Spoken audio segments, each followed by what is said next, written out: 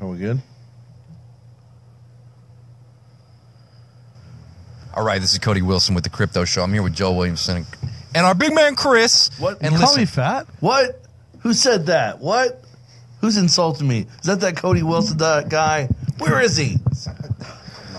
I'm going to sock him in the face. That's what I'm going to do. Oh, wait a minute.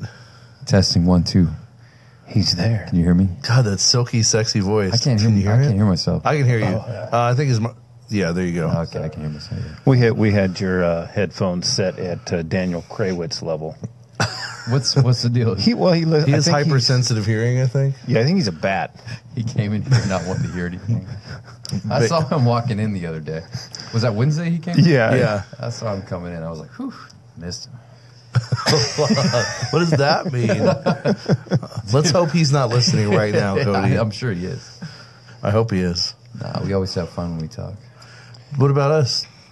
Well, Don't we always have fun when we talk? That's to be seen. You know, each occasion is an opportunity for disaster. Whoa.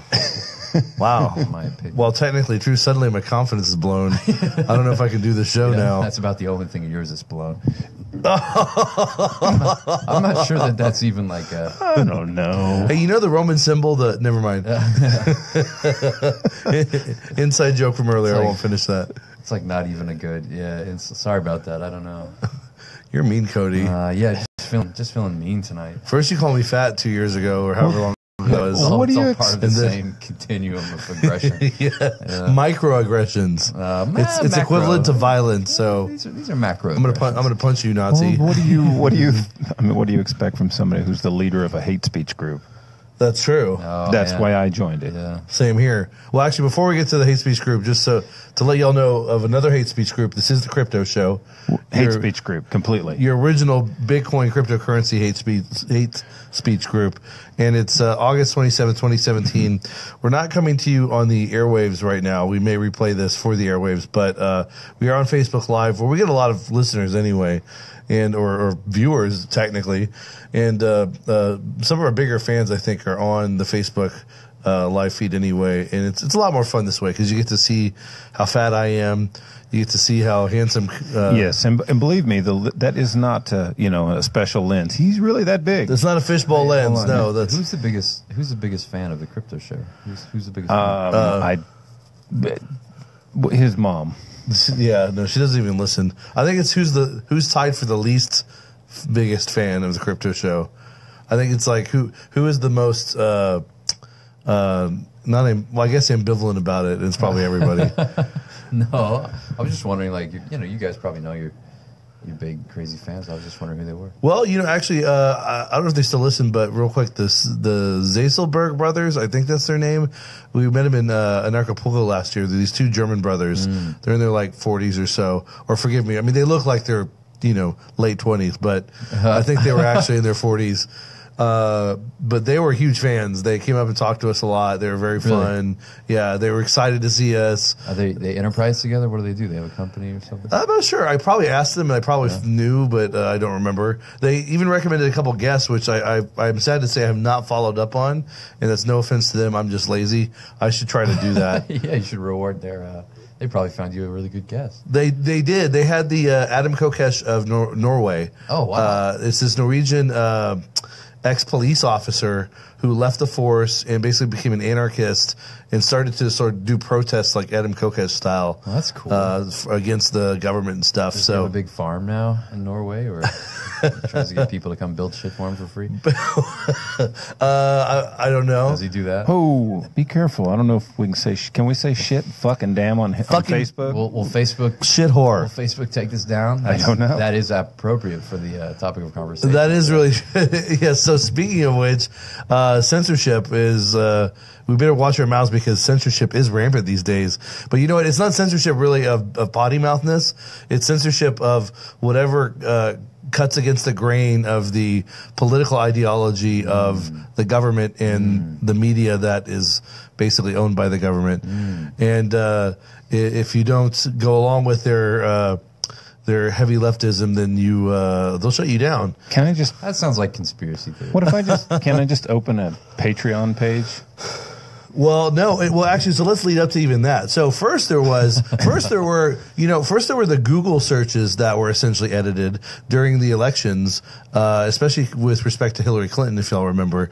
They were basically sort of whitewashing people's searches, I think maybe on her husband's infidelities. I forget the specifics.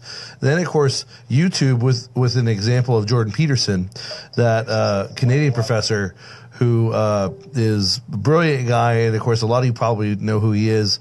He was getting in trouble at his university for refusing to comply with their directive that you call someone by their gender pronoun out of 100 that they want. Well, they took down his YouTube channel for a while. They brought it back up.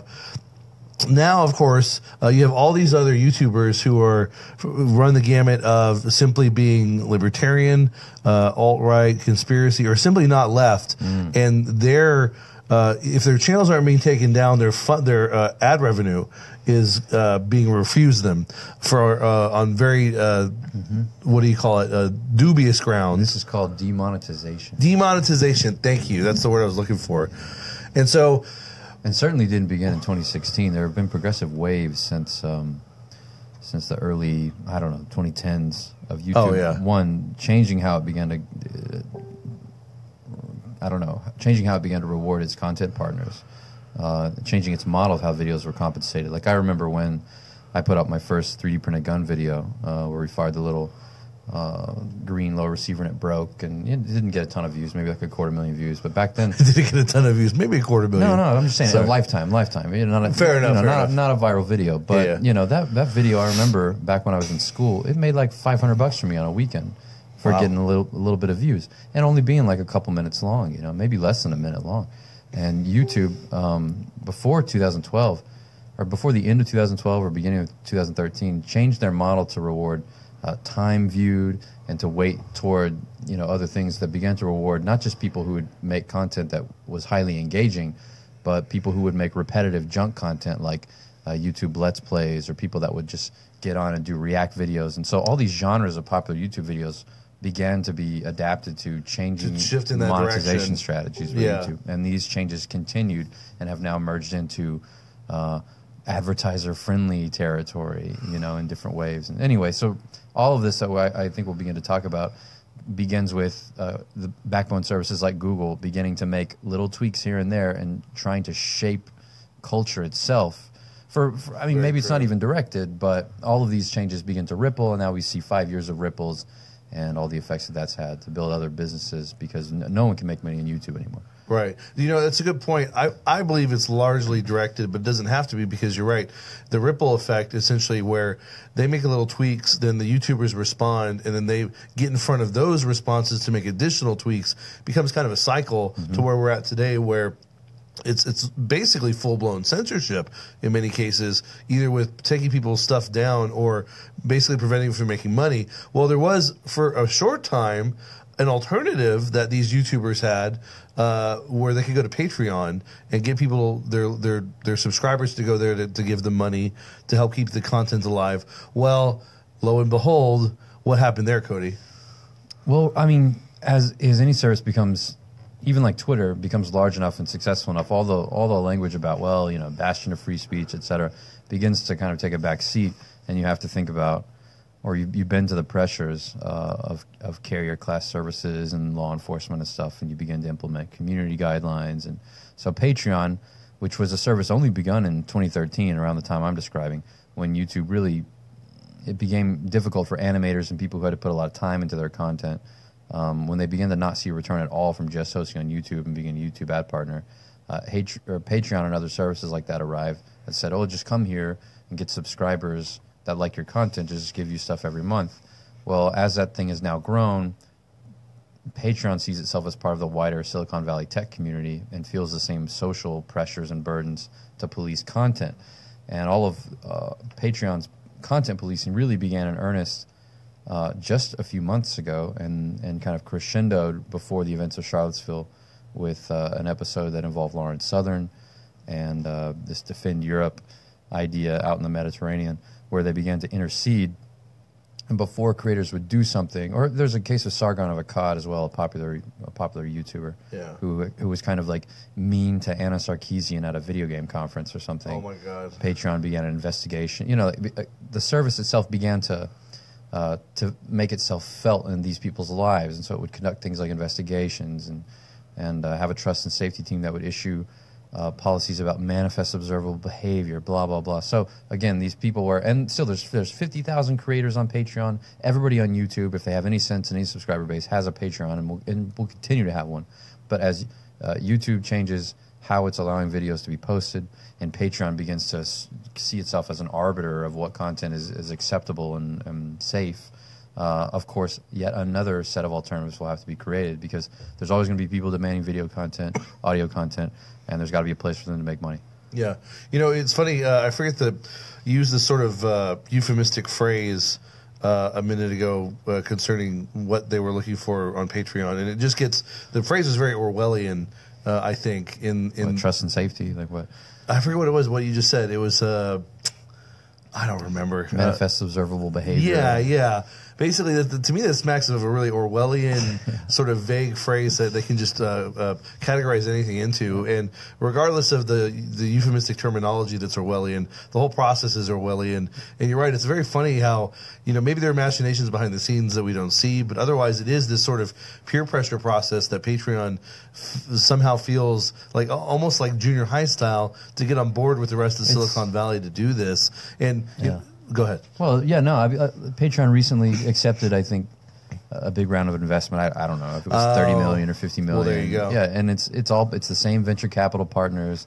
It's the same social scene. It's the same way of thinking. It's the same state religion. Yeah. Which, you know, I wrote an article about this recently. You know, it's infected all of it, and not that you even have the possibility of building alternative infrastructure. Really, you can't rebuild Google, but everybody thinks the same way and acts the same way out there. So, of course, it should be expected that they begin. Again, none of this is really about legality at the end of the day. They feel this moral need because of their religion of progress. They feel this need to intercede and affect events. Yeah, it's an extra legal sort of process, which, if anything, is more powerful and more chilling. And I want to get to your article in a moment, but I also want to add, by the way. No, we don't have to talk about it. Well, I guess, but the article you're referring to is in the Jacobin. Jacobite, sorry. Yeah. What is it? Is it a magazine or? Yeah, it's like they asked me to write something. It's like an online periodical. It's like a voice and exit, you know, oriented magazine or something. Well, people should check it out because Cody Wilson's a great writer and a great thinker, and I'm sure he has a lot of good stuff to say about it. But, you know, going back to Anita Sarkeesian real quick, you know, she's from the Young Turks. First of all... Oh, is she? Yeah. Miss Anita Sarkeesian? Right? Am I mistaken on that? No, I think you're thinking of, what's her face? The Armenian. Anna Kasparian or something. Oh, wait, that's right. Do I get them confused? Anita Sarkeesian's Feminist Frequency, she was famous for a Kickstarter that she started to critique video game culture. No, you're right. I get them confused. Yeah. Either way, I think the reason I get them confused in part is because they're both, just really similar people in their hypocrisy and their just rabid leftism that defies logic.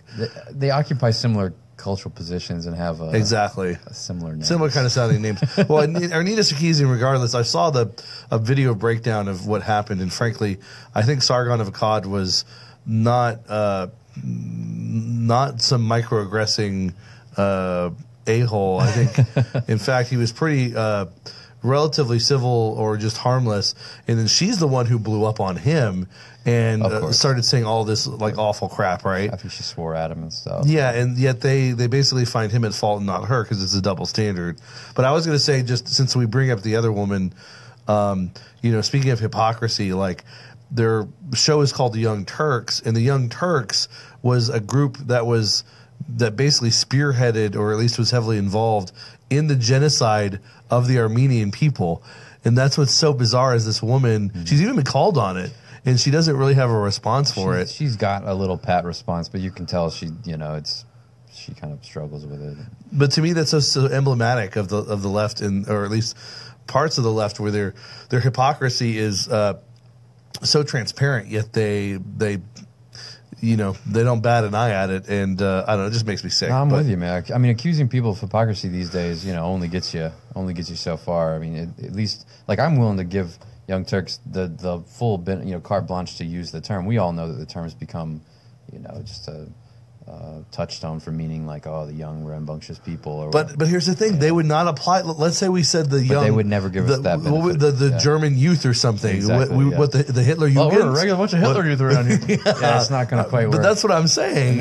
You're right. But and you have to realize that, like, in this lopsided cultural debate, our one hand is always tied behind our backs if we're just gonna engage. And so it's kind of in that spirit that that willingness to just totally evacuate the traps laid in the current American discourse that we just named our Patreon alternative, Hatreon. That's so brilliant. If they're gonna call woke centrists like Sargon of Akkad, right? I mean, this guy is like, you know, defiantly centrist, and you know, he, like Jordan Peterson, eschews all naked ideology. And if they're going to call that guy, you know, a Nazi sympathizer and a misogynist, good luck. You have no hope. So nobody has any hope. You might as well occupy with the facile ground of the word hate, and then, you know, set up fortifications, because it doesn't, you know, you can call it Freetreon. All these people are like, oh, I can't believe you named it.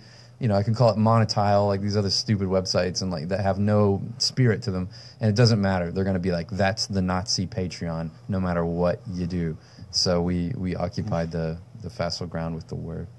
And you know, it's one of those things that's simple but a brilliant transformation or play on the word. I think it's hilarious. It's hilarious. It's one of those things where it's like, man, I could have thought of that, but you didn't. Cody Wilson it's like, did. it's dumb. It's at a level of like, yeah, a child could, you know. Well, it's dumb, but it's still brilliant. It's like, I love it. I'm totally behind it. It's like highbrow, lowbrow. You know what I mean? It's the worst. Yeah. But, like, all these journalists are like, really on Twitter. I'm like, yeah, it's like amazing. Well, and what other variant or could catch people's eye as much as that one? Oh, I agree. Like, I mean, there's no, and in your mind, you're gonna be like, well, there's Patreon. What else is there? Oh, yeah, there's Hatreon. You know what I mean? Like, it's this couplet.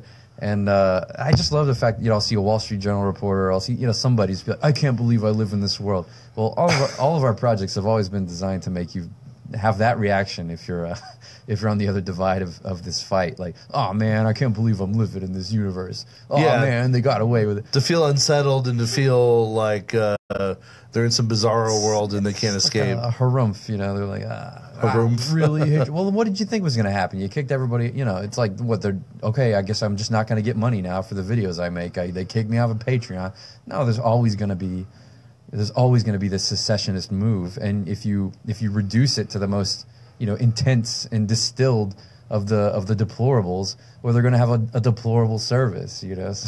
Well, that's just markets. Markets will serve any need that's out there, and if you're essentially creating an additional need and a profit incentive to provide a platform for the deplorables, because in a sense the deplorables aren't even deplorable once they're in the general mix of Patreon. You know what I'm saying? Like, I agree, and back it up in a world where the window of acceptable opinion begins to narrow and narrow, like that channel begins to narrow and narrow, and literally everything that isn't of the narrative is hate and, you know, officially banned.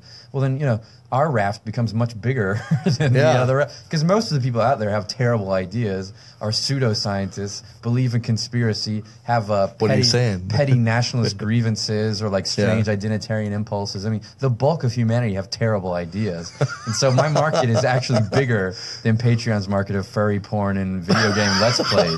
You know. Excuse me. So I'm not declaring victory by any means, but it's like, you know, when you've already set the rules of the game to be like, well, you know, only Western Universalist principles that have no political content whatsoever and can be accepted by YouTube and Patreon can be monetized. Well, okay, you've given quite a large market over to the creepy people like me. Creepy people to manipulate. You're not creepy. Know? Oh, you know what I mean? Like they feel. You can tell that they feel just sullied when they have to like cover the fact that like, oh, there's this service like Hatreon. You know, it feels like they live in some, you know, terrible.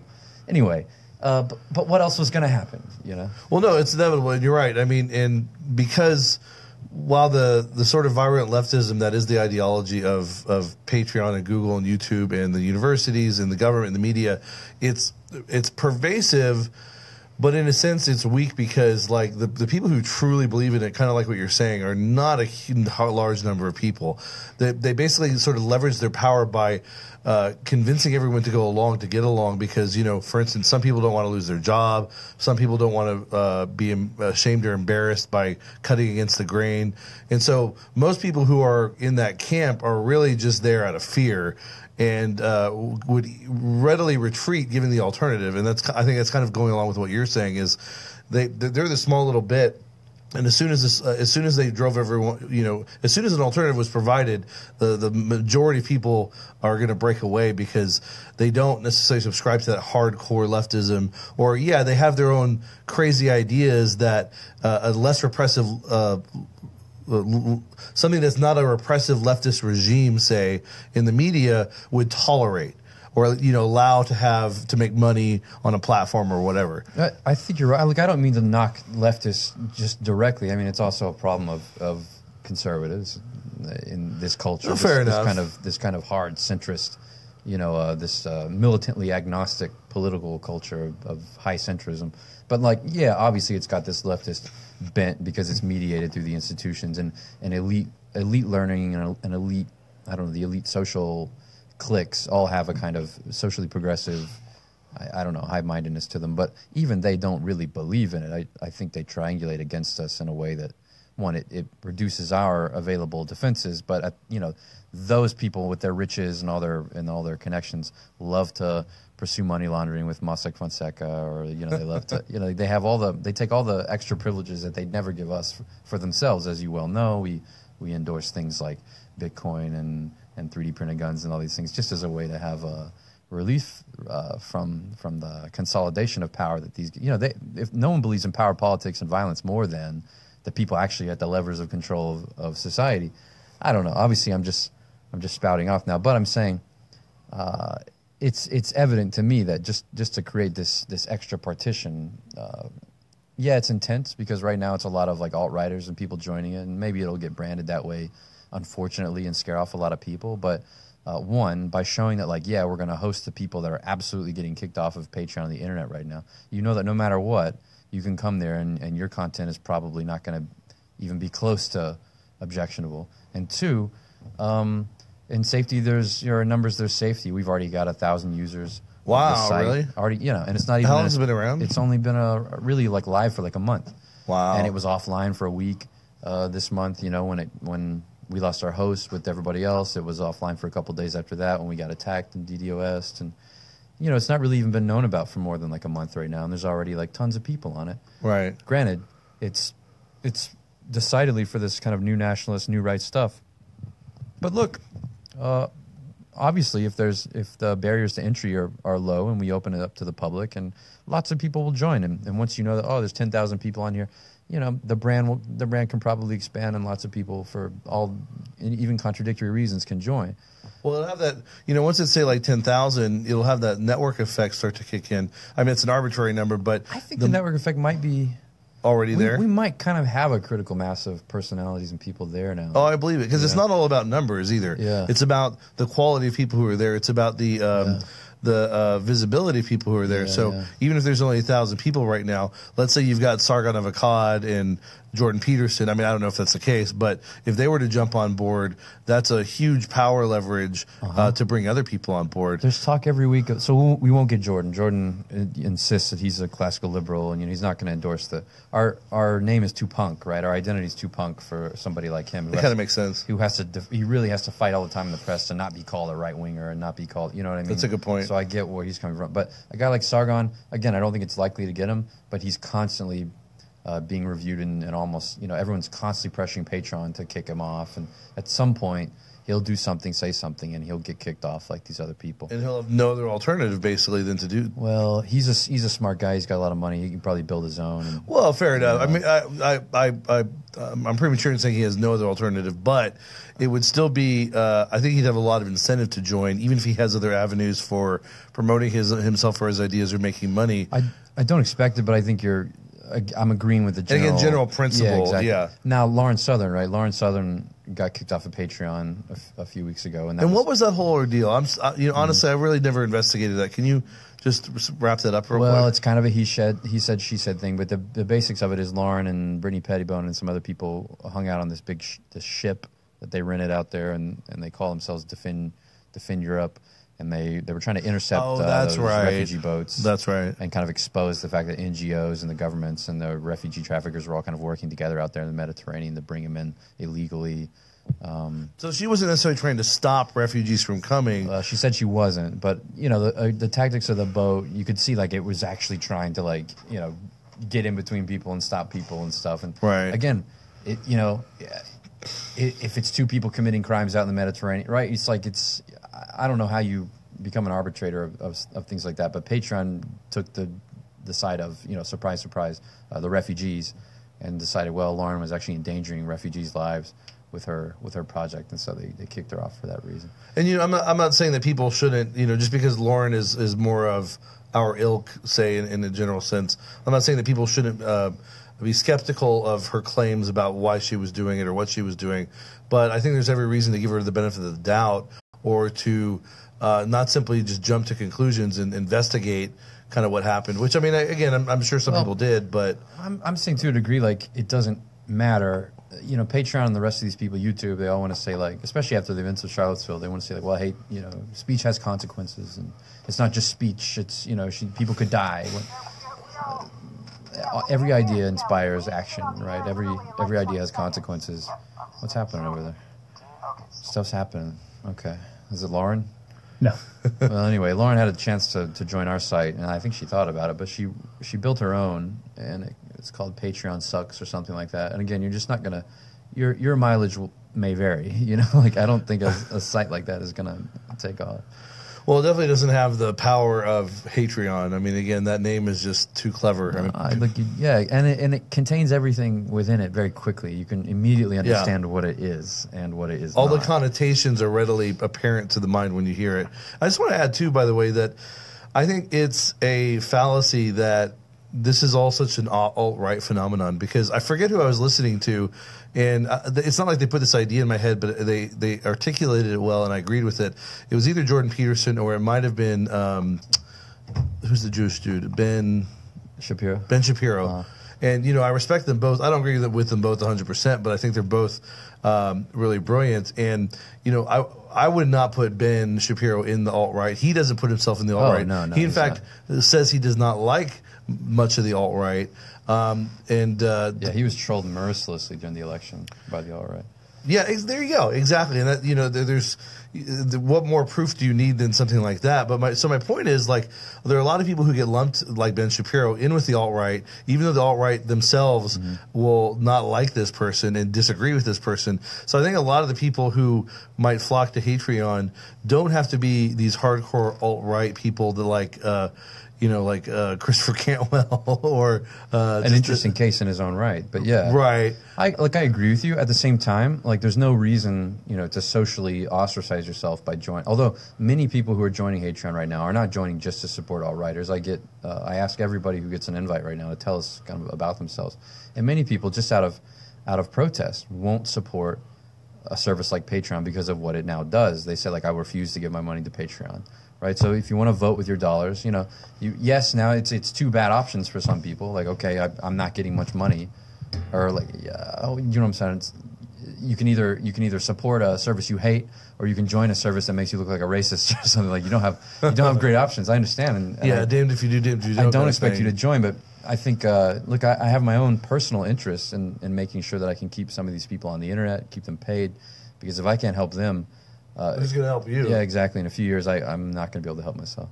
That's a really good point, and that's not just. I want to make it clear. I mean, I'm not inside your head when you said that, but nonetheless, it's not just about your self-preservation. It's not just about I'm Cody Wilson and I want to promote myself. It's literally about if there aren't compatriots, like-minded people who are there to support you when things might get worse for you, when there's a chill effect and any sorts of censorship or God knows what that could happen to you in the future. That's going to be true for all of us. It's not just about Cody Wilson. It's about how people like you and these other people leverage your position to promote sound ideas and to at least or promote alternative ideas at the very least, and to have people out there with media presence who can help those who fall prey to the establishment if they're being persecuted, if they're being censored. So we all need each other one way or another, from the biggest to the smallest, from the Cody Wilsons to the crypto show. We need each other in case something happens to one of us. So that's why we need others to come to Hatreon. And I want to say too, real quick, I heard the crypto show was on Hatreon. Well, no, but yeah, It is. It is. no, I know it is, but that's my Fucking point. racist pricks. I know, right? You know what? It all went downhill from there. But Chris, I want to defend you here too. I think your point's well If taken. I'm making any sense, sorry. You are, but I want to defend you because I don't want what you're saying to be read as an apology for the truly, the genuinely scary aspects of hateful ideologies that I know you don't endorse. But there isn't a need. We should all make the decision about what our line is, what we will and won't associate with, and will and won't defend. Of course. And you're going to find a lot more of what you don't like in the current social environment at a place like Hatreon than you will somewhere else. So there's no need to say like, well, look, we all have to band together with the genocidal, maniacs. No, and like the neo-Nazi skinheads. No, I'm not saying that we all have to, but I am saying. But I'm not saying that either. What I'm saying is I think the alt-right, even on Hatreon, is a small percentage. It's people label a bigger percentage of people who aren't alt-right as alt-right. Right, it's a hard term. Yeah. And for instance, I know some YouTubers who call themselves liberals that I watch, who are prominent, who are being accused of being alt-right, who have also been criticizing Patreon for cutting back on their revenue. Who I'm surprised if they're not already on Hatreon, that they won't be on it within a year's time. That's because there are very few rhetorical fallbacks right now. We saw how quickly all that accelerated after Charlottesville. I mean, you could be like, well, I'm a classical liberal, and people would be like, bullcrap, you're a neo-Nazi, you're right, you're a KKK. You know what I mean? Yeah. Like, all that went up very quickly. It daisy-chained to the mainstream GOP, centrist conservatism, like, you Confederate sympathizing, slave deny. Like, everybody became, you were either a Nazi or a Nazi sympathizer after Charlottesville, if you even had a moment's pause about the reaction to Silicon Valley and Google kicking everybody off, the Google memo, all that. Oh, you're a chauvinist now, huh? Because you believe in like actual scientific relationships. Can we invite those Antifa guys that do the instructional gun videos? Those are awesome. Have you seen these? Oh my God! I'm sure you can. Yeah. Okay. I just bought this. I got to put the little thingy into the. Okay. All right, it works. I haven't seen this. Oh my God! I'm scared one of them's going to shoot They're themselves. hilarious. That's my primary complaint, though. With you saw like the wave of statue defacements after Charlottesville, including that 200-year-old statue of Columbus in Maryland or somewhere, or Baltimore. I don't remember. But my primary complaint there was that video was so poorly edited. They didn't even like annotate it well, and all the captions were not colored right for the background and stuff. Like, you're going to do all this work. Like, these Antifa, they're so lazy. Like, you'll do this work, you'll do the primary act, but then you won't dress it up at all. Like, it's just. But to be honest, like the people who are going to be pro Antifa and who are going to get off on that video, they're not going to care about the aesthetics of it or the how organized or professional. They care about aesthetics a little, but I agree with you. Like, they're still motivated because they're not capable of it. It's just frankly, like everything's such. It's always so low effort. They're so low. It's so. That's all they need, though. That's what I'm saying. Is like they don't have to try to appeal to anything else, but that hey, we're Antifa, we're left, or we're anti-Nazi and anti-fascist. Right. We're the real fascists. And that's very rewarding and motivating right now. You saw Berkeley today. Like, a lot of people continue to succeed with the righteousness of that cause, but. Maybe something then another point toward Hatreon is that, like, look, the level of and the reason to develop a site like this is the security requirements are much higher. I mean, we were fighting DDoS last week. Remember you were telling me about that, yeah. Yeah, we were, you have to, the things you have to have and like the aesthetic needs, like the philosophical fortification, I mean, just to be able to parry and defend against cultural interests and the mobs that will decide to try to contact your ISP, your hosts, you know what I mean? The people that will try to contact your payments card networks. Like, if you can build something like this, make it a big target, and begin to weather and learn from the attacks that come against it, you're much more prepared to run services that actually matter and that aren't completely. Because remember, that's only just a kind of surface level cultural disgust at a service like Hatreon. Nothing directly legal is allowed to even be funded there. But like, let's say we come to the moment where I finally win in court or something, and suddenly gun files are allowed to be posted to the internet. Well, if you, and not that they're not being, but you know what I'm saying, legally they're allowed to happen. If you thought a conversation about, hate speech is free speech, and you thought that went bad, and no one's tolerating the fact that hate speech is free speech, nobody's going to tolerate the idea of gun files as free speech. You know, yeah, I can see what you're saying. Nobody. I mean, maybe it's too abstract for people and they won't get mad about it, but I'm just saying, like, I need to be in a position to have a little site like this be defended. If I can't defend this little site against mobs of kids buying botnets and stuff, then, you know, I'm not in a position to truly do the big level stuff, the big lifts that are to come, the kinds of crazy infrastructure that we need to support on the internet against state level aggression. Well, so what are you saying, that like you need more of that infrastructure, you need more technical capability, more funds to get to that point? No, I'm saying I'm grateful for having a tune-up fight, right? Like I watched the fight last night. Like, you know, this is kind of my something like a dress rehearsal. It's much lower in scale, but I mean, again, you're knocking off the rust. You're getting opportunities to regularly defend against attacks and make sure that your firewalls are good and see where your IP leaks are. And this is good. So you're sort of evolving and learning from. It's good practice because, you know, my other Ghost Gunner doesn't get attacked enough, or it's carried on a big service that has its own mitigation, and so it's like, you know, you've got to be developing some of these skills, and this is a good way for me to do some of that as well. Oh no, I agree. It's you're right. It's more than a platform for people who are being demonetized on Patreon, who are not going with the grain politically. It is about learning all the practical stuff that you need to put up a fight like this, especially if a bigger version of Hatreon by yourself or perhaps by others were to arise. That knowledge for defense needs to be there, because you can't just rely on ideology or whatever alone. Keeping services on the ClearNet right now I think it's a huge thing. All of our alternatives, like alternatives to Hatreon, if you will, there's little ones. There's ones like us, but they've all successively lost their payment processing ability, or they've lost their hosts here and there. And I think even our closest direct competitor, again, lost their payments processing because they were trying to build on services like PayPal or Stripe, who again are totally part of this valley mentality, this religion of man. And look, if you can't reroute, if you don't have the flexibility to build on somebody else's stuff that isn't your enemy, well then, you know, you're not going to have a place in the ClearNet of, you know, 10 years from now.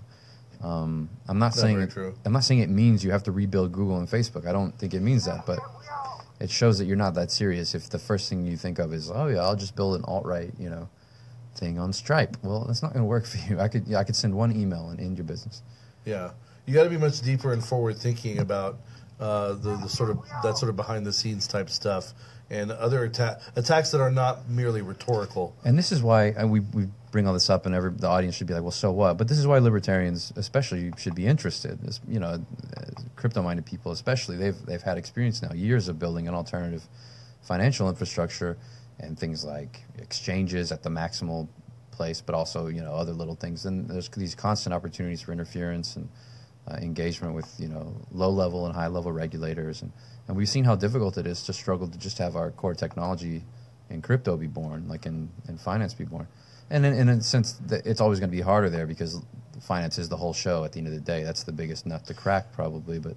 It's the hardest, but it's the easiest. No, because you're right, but it's the hardest at the end of the day because of the apex of power. It is the financial centers that are threatened by Bitcoin and threatened by things that go against the establishment. But in the beginning, it's the easiest because either it takes them a while to catch up with the technology or its implications, or a good strategy for them in the beginning is to simply ignore it.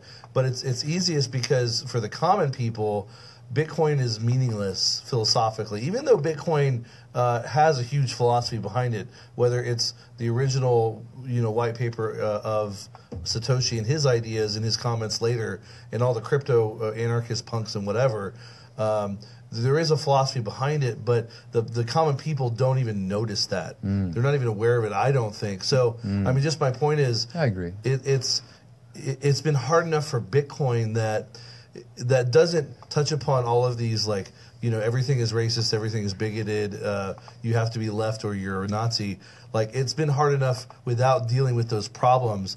and that just goes to show you how difficult any of this is. Well, they've tried to kickstart that conversation in Bitcoin multiple times. You'll remember that famous Think Progress article about how Bitcoin was fundamentally a tool of white privilege. And although that is a good point, I forget about that. They try to kickstart that conversation often. It doesn't stick because at the end of the day, like people just like making money and stuff. But the culture wars have come to technology in these greater and greater ways. Like the tide is up, okay, and it's going to get worse. It's going to get worse in Bitcoin, and there's going to be tools like chain analysis, and as again the same venture partners of the people like Patreon and the other ones finally settle around and invest deeply into the technology that we thought was ours, quote unquote.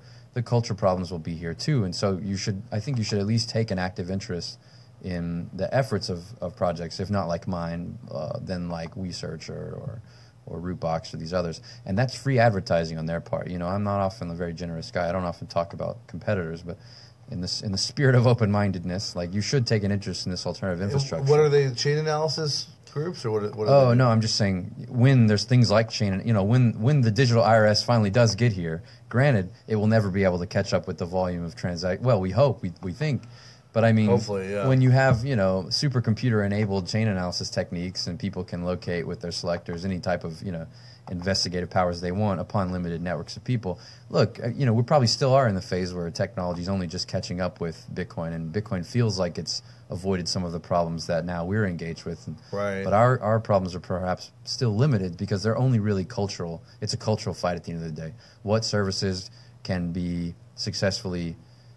I don't know what services can successfully resist the pressure to not host or to not kick off, so-called alt-righters or right libertarians or whoever these people are, nationalist identitarians. There's all this political ferment that wants to happen right now, especially in Europe and in the United States. But a lot of it's being censored through arrangements with the states like Germany and through the EU with Facebook and other big carrier class systems. But if you finally give them services to hang out on the ClearNet, like you begin to help and accelerate a level of ferment. But again, is this only political and cultural? Like, is it as deep as Bitcoin? I don't know. I'm just wandering around in this conversation. Well, I think you're making great points. I want to add, like, by no means was I implying that it wouldn't get cultural or political with Bitcoin. And you're right, we already had that. Oh, no, I know you weren't. No, but I just want to make it clear for the audience too. It's like, but and like you're right. It's funny that I even forgot about this because I was kind of sore when that happened, that whole like white male privilege, or even this prominent libertarian girl at the time, Kathy. Was it Kathy? Yes. Come on, man, you got to name names. Kathy, was it Reisenwitz or whatever? Yeah. She was on the side of that nonsense. Yeah. But that to some extent that's sort of dissipated. Sad. But I don't doubt that it's going to increase the cultural and political infiltration of Bitcoin, where things are going to be just as much of that fight that we're already talking about in other arenas. It's worth bringing up. Here's the crypto show, so it's worth bringing up that every chief board member of Tor, every top level developer, I believe, of Tor is a woman right now. Really? I believe that's what was told me, and kind of like again of the same religion that we were talking about at the Valley. So after Charlottesville happened, they put out this message saying like, we don't support hate. It's like, no, like Tor, like you really do, and you also support child pornography and drugs. Like you support the worst, Tor. So again, like, well, why do they support hate? I get the other two, but why do you say it's support hate? Just to clarify. No. Tor put out this statement saying, like, we don't support hate. Well, like you're Tor, like the worst things ever on the internet happen. For you guys, okay, I see what you're saying. Like, I didn't mean if you meant specifically like hate in the sense of sexism, because you could make the argument that. Oh no. I just only mean to suggest that because you were saying, well, maybe because these they cultural enable problems, access to awful things. Yeah, you're saying, well, maybe these cultural problems will come to Bitcoin. Yeah, well, look, they've come to Tor, and Tor is an essential part of this conversation. And, right. Slowly, all the original developers, get shamed out or find other more lucrative opportunities. All the original white guys who were doing Tor stuff are now only in the role of like advisory developer or something. Go look. Well, and here's the thing. This is totally speculative, but and I'm not saying that you couldn't have a prominent company or organization or technology that is primarily backed by women engineers, but it is nonetheless a very unusual thing. For all we know, that's just a PR front for promoting this agenda by saying, look at Tor. It's all run by women. Again, I'm not saying that can't happen. There are plenty of intelligent women who are perfectly capable of being software engineers and doing things like... and let me rescue you from just locating it just about a question of, can women run a company? But Tor's a field day for a guy like you, Chris, because, like the chief gal is married to an NSA guy. And it's all Navy and CIA money. It's just Tor was made by a government. Yeah, it's completely inbred now. There's CIA dudes associated with it. It's NSA. It's completely incestuous and then they supposedly have ways of. I don't know all the technical stuff, but apparently it's not as secure as everyone thinks. Oh, monitoring exit nodes. Exit nodes, exactly. That's what I was thinking. Yeah. Look, again, not to just throw things at the wall, but the cultural problems have certainly come to technology, both in public ways and in quiet creeping private ways. Yeah. And it's certainly in Tor, and it's coming to Bitcoin. It's coming everywhere. Google announced it in a very big way. They'll just take your domain like they did with the Daily Stormer, right? Oh, yeah. You thought my biggest concern is when the DHS finally gets the authorization to take my domain. No, Google can just do it now if you're just a bad guy. Yeah. and I forget who I was even watching about that. It was someone who... It was something like their network that one of their servers hosted the Daily Storm, or just even a link or an article, and the whole network got taken down. Really? I shouldn't throw this out without remembering specifically, but it was some prominent YouTuber. But I want to add too, getting back to your comment about Bitcoin being a part of this, as we already talked about before. Getting back to that chain analysis thing, there's two things. One, it's not just about the IRS finding quote-unquote tax evaders. The chain analysis can be used for the same sort of we try to find ways that you associate with people we don't like, because you got a donation from this site, or you paid for this from this site. We could track it on the blockchain. But even beyond that, even if it took too much computing power for the IRS to track everybody using chain analysis and their Bitcoin transactions and stuff, all I need to do is get at the margins. All I need to do is be able to track a handful of people, either prominent or not, and that sends a chilling effect to everybody else and effectively controls everyone from engaging in behavior that is considered either potentially money laundering or potentially against the ideological grain of the establishment. Do you know what I mean? Oh, yeah, no, I totally agree, and I think a disproportionate amount of resources will be devoted to these types of investigations, not just because of the benefit that you get with examples like Ross Ulbricht, but also because it's new, it's sexy, it's flashy, it'll get them bigger budgets, and again, it's a way of avoiding and morally obscuring the problem of real state level money laundering that again pretty much proceeds uninhibited through places like Macau, Hong Kong, and London itself with Standard Chartered and Panama. You know what I'm saying? The real networks of money laundering that. The big show, the big show of trillions versus this little show of a few 100,000 people who might be just evading taxes here and there. I mean, it's wait. So what are you saying will happen with that? Because as far as these states that are really lax on reporting and not just banking secrecy, but I mean even in the states that actually have the most hardcore laws, that's where it's easiest to get it done. And right. It's also a matter of policy too. I mean, remember Obama sent a pallet of $100 bills. I think multiple pallets to Iran as part of. You know what I mean? Okay, I had heard that. Is that true? It's a true story. I never go look it up. Bothered to vet it, but a friend of mine insisted this was true. And he had a lot of credibility. They admitted it. Wow, are you serious? It's part of the public record now. Yeah. And so, and was that part of the nuclear arms arrangement? Yes, that was part of it. Yeah, but it was a unofficial part of the agreement. It wasn't in the text. Wow. So they basically bribed them with unmarked bills? Yeah, they gave them cash to do specific things that they knew they were going to, you know what I mean? Because Iran is a large funder of state terror, with Hezbollah and other things.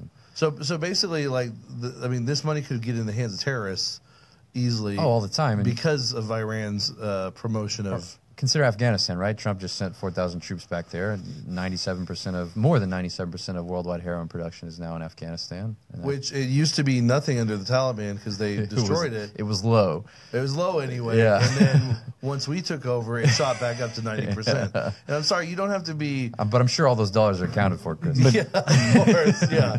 Isn't there a heroin epidemic in America right now? I think the two are unrelated, and I would recommend you stop talking about it immediately. Right. I mean, you're right. I mean, but of course, Danny, there's no connection at all, of course. None? None whatsoever. Silly conspiracy Just theorists. pointing out these unrelated facts.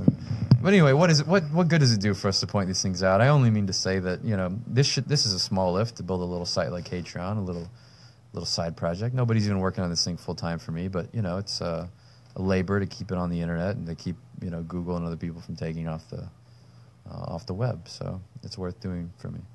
So when you say Google taking off the web, like in searches or? Oh, I just mean it as a placeholder. I mean, or even URL? Insert your service or website. You know what I mean? Like, there's so many people that can hurt you. GoDaddy is a registrar, right? Threw off Daily Stormer. Google then stole the domain when they tried to move registrars. Oh, that's right. Client delete prohibited. Mail servers, companies, DNS companies. I mean, you name it. Everybody got in the OkCupid kicked Cantwell off of, That's I remember that. Yeah. It's petty at this point. Everybody wants a piece when they find out you're with them, and right. And that's the thing that you want to try to fight. You want to try to use the infrastructure that was built over the last 10, 15 years with the file sharing guys and other people, the committed free speech hosts and stuff, and try to build something stable and redundant. Make sure your proxy game is good. Make sure you're using good DDoS mitigation, and try to build services that are tough to knock out. And I think, like we've said before, I think that's an often overlooked part of it, and I think it's important to emphasize that to people. Speaking of which, real quick, slightly off topic, but also not. What do you think of Cantwell these days? Oh man, I thought he made a fool of himself in the Vice documentary. I thought he made an absolute fool. I haven't seen it. I mean, could you? You haven't seen it? No. It's really worth you. Did I? Last time we talked, did I tell you to watch it? Well, you did. Well, yeah, but you needed to see that. It was like a thing, week ago. I'm too lazy. I'm telling you, he was the star of that show, really, because he put on quite a show. Well, can you give us a quick, if not a summary, like maybe an example? Cantwell really is such he's just a goofy motherfucker, is what he is. Like, yeah, and not in like a lovable way. No, just in a kind of aggressively awkward way. He reminds me of that guy Ryan that used to be on the crypto show. Oh, he kind of does actually. Whenever Chris gets out of jail or whatever, whenever they send him a tape of this or what, sorry, buddy, but look, I thought it was at least interesting that he took as hard attack as he did out of, he got kicked off of Free Talk Live. Everybody, all of us watched as that happened, and at least he would always try to justify his positions and decisions. And he's at least well read, but again, he didn't represent himself well in the Vice talk at all, and he came to characterize the goofy, just the goofy, aggressive stupidity of the people at the Charlottesville rally, and became a great mascot for why we should hate everybody that went there. On both sides, right? Yeah. Well, especially the people that organized it. I'd never even heard of him until he got into the fight match with Bueller. Oh, yeah. Antonio. Yeah. Oh my God. He's a smart guy, but he just and then he put that video up when he had found out he had those charges against him. You saw that? Oh yeah, the crying video. Oh my God, he was crying. Yeah. It's like, look, man, pick a persona. Okay, you can be like, you can be a tough guy if you want, but stay tough guy. Be the tough guy. Don't go asking for sympathy on like day 2, buddy. Yeah. Oh my God! It's like the old. They used to have an anti-drug commercial on TV about putting the egg in the pan. Your brain? Yeah, your brain on drugs. Look, there's got to be. This is a dumbass on meth. Bueller has his own Wikipedia page. Antonio Bueller. Whatever. Forgive me, I'm not the biggest fan. I used to be, but he.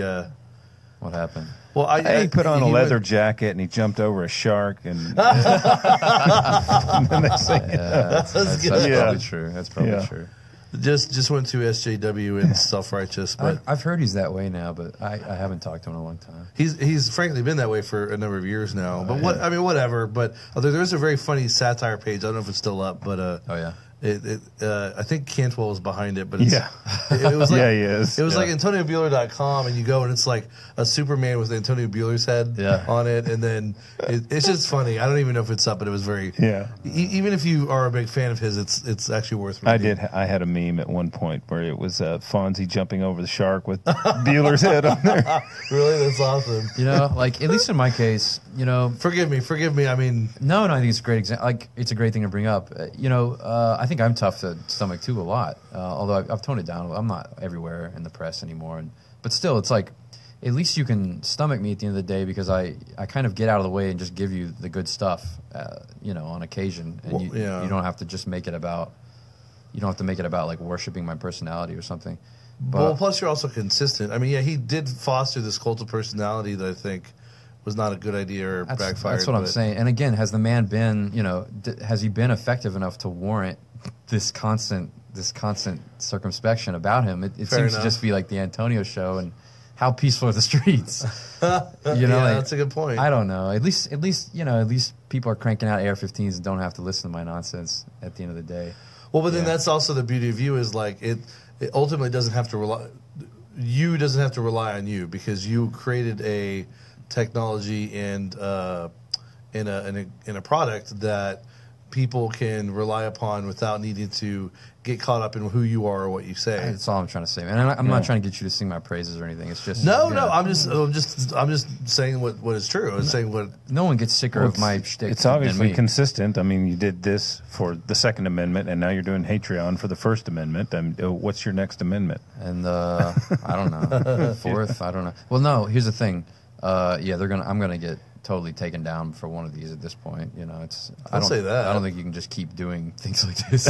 You know, but I think the gun thing is really, you know, they're really between a rock and a hard place now because I know you didn't ask me, but our case was we petitioned the Supreme Court at the beginning of this month. Really? And well, we'll hear in a month or so or maybe two. And what do you feel the odds are? I mean, I know they don't. It's always low, but you know, I'm with a guy who gets his cases accepted by the Supreme Court. You know, and it's a classic situation. You mean like a lawyer or? Yeah, our appellate attorney has argued and won at the Supreme Court many times. And, wow. You know, Alan Gura, he gave us the modern Second Amendment. He won Heller and McDonald. I'm too ignorant of a lot of these things. No, it's fine. I don't expect you to know. I'm just saying, like, I feel like I talk about the case too much, and it's you don't. In fact, I don't think you talk about it enough. Yeah, you're probably right. At least not on this show. Just because it's like, how many times can you remind? You know, and I certainly don't want to be guilty of asking for money every time I talk about it. You know, people support us, and I feel like if there's ever a good update, I'll tell you. You know, but it's this constant procedural thing. Well, and it's okay to ask for money. In fact, I just wrote on my Facebook how I was encouraging people to set up GoFundMes if they're victims of the storm because a lot of times it's not so much people aren't willing to give. Yeah. A lot of times people feel ashamed to ask. They need to be told, and other people don't ask. Right, and I think the same is with you. Not that you're ashamed, but I'm just saying like you should I don't think you should hesitate to ask for money. Believe me, I'm comfortable asking for money. Although at least the DD is doing decent, right? Exactly. It's like I don't feel like I have the moral justification to ever come out, especially right now, and be like, oh, you know, I really need your help.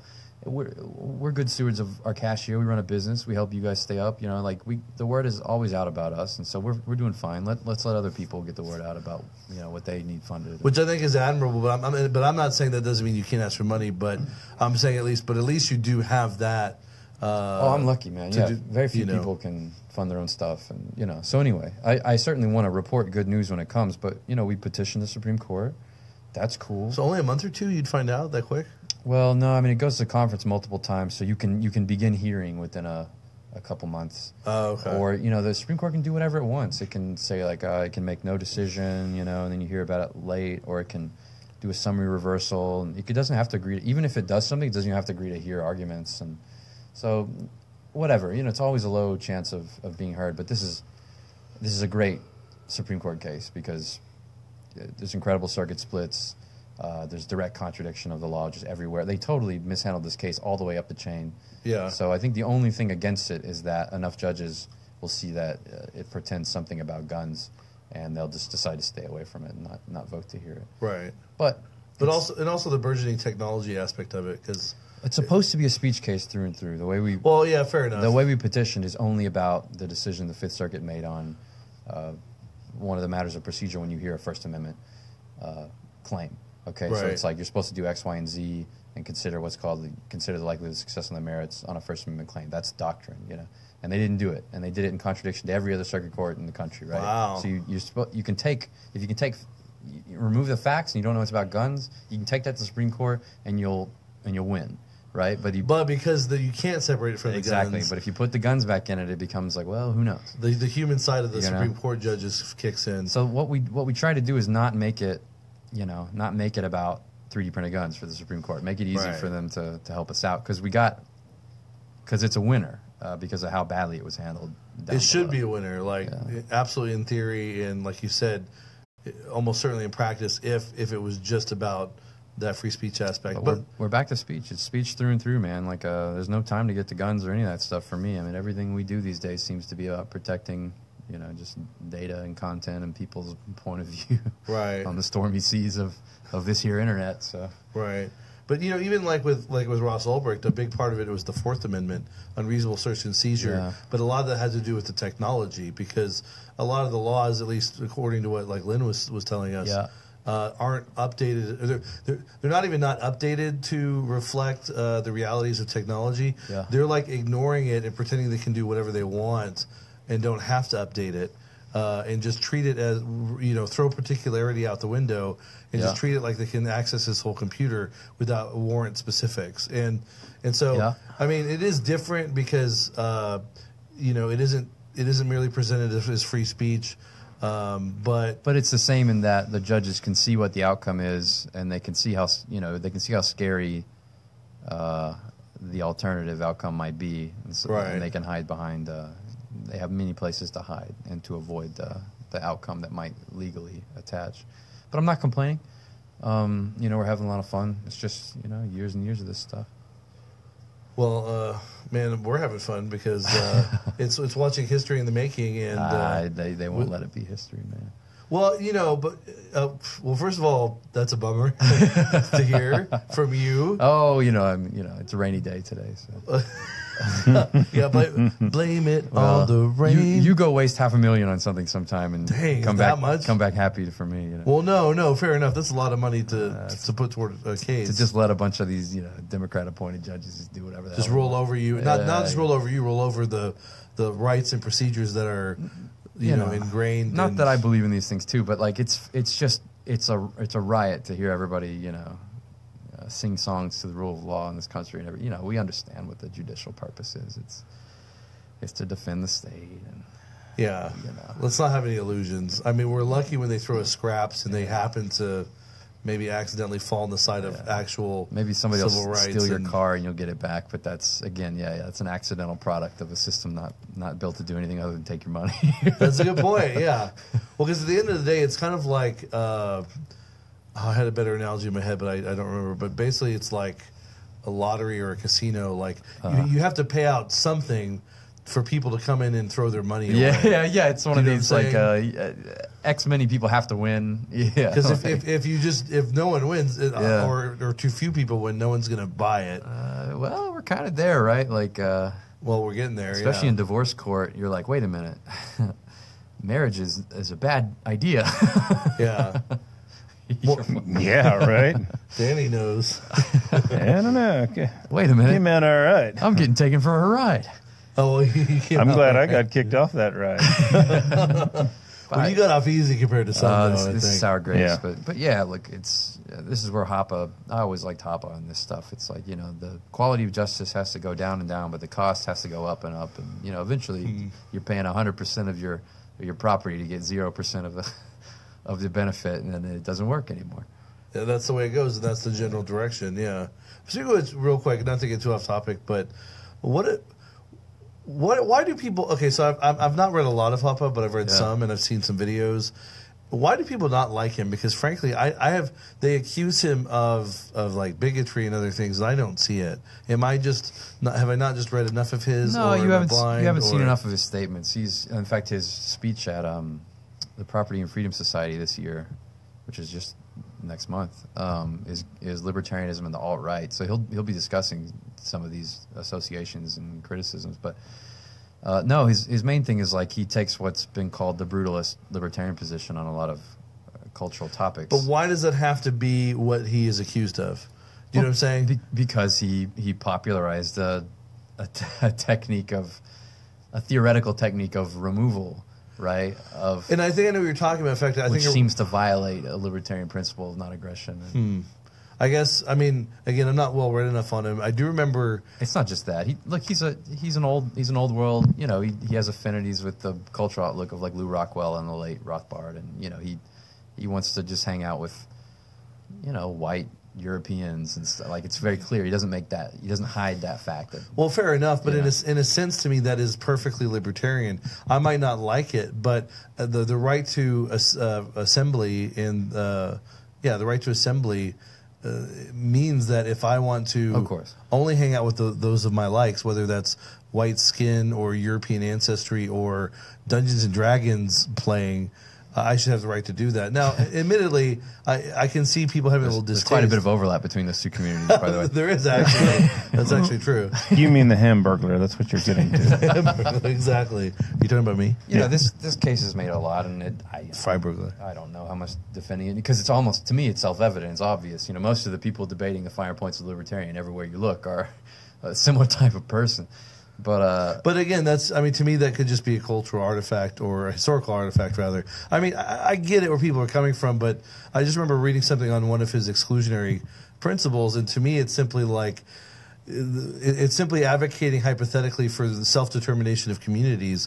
And if that happens to be like a community of all gay men and they don't want straight men, or a community of all white men and they don't want people who aren't like them, I'm not saying I agree with them, but it's not inconsistent with libertarianism, and it should be looked into, because you got to go there ultimately. Like a gay club or a women's club. Yeah, well, there you go. Exactly. Honestly, I the agree. Rotary Club. And I'm sorry, I'm not trying to get too No, controversial. Of course I agree. You're right. Yeah. Well, no, I don't think it is controversial. I mean, what rubs people the wrong way about Hop is that he makes it almost too easy to understand. Like, he's very good about explaining it. There will be, you know, in the ideal libertarian future, there will be covenant communities that operate according to certain principles, you know, and obviously that this would be true when the law of contract becomes the binding force of all association and enterprise. You can write contracts for anything, you know, and then they won't be you can't bust them up with some state government, you know. So you'll have people will voluntarily sell themselves into slavery.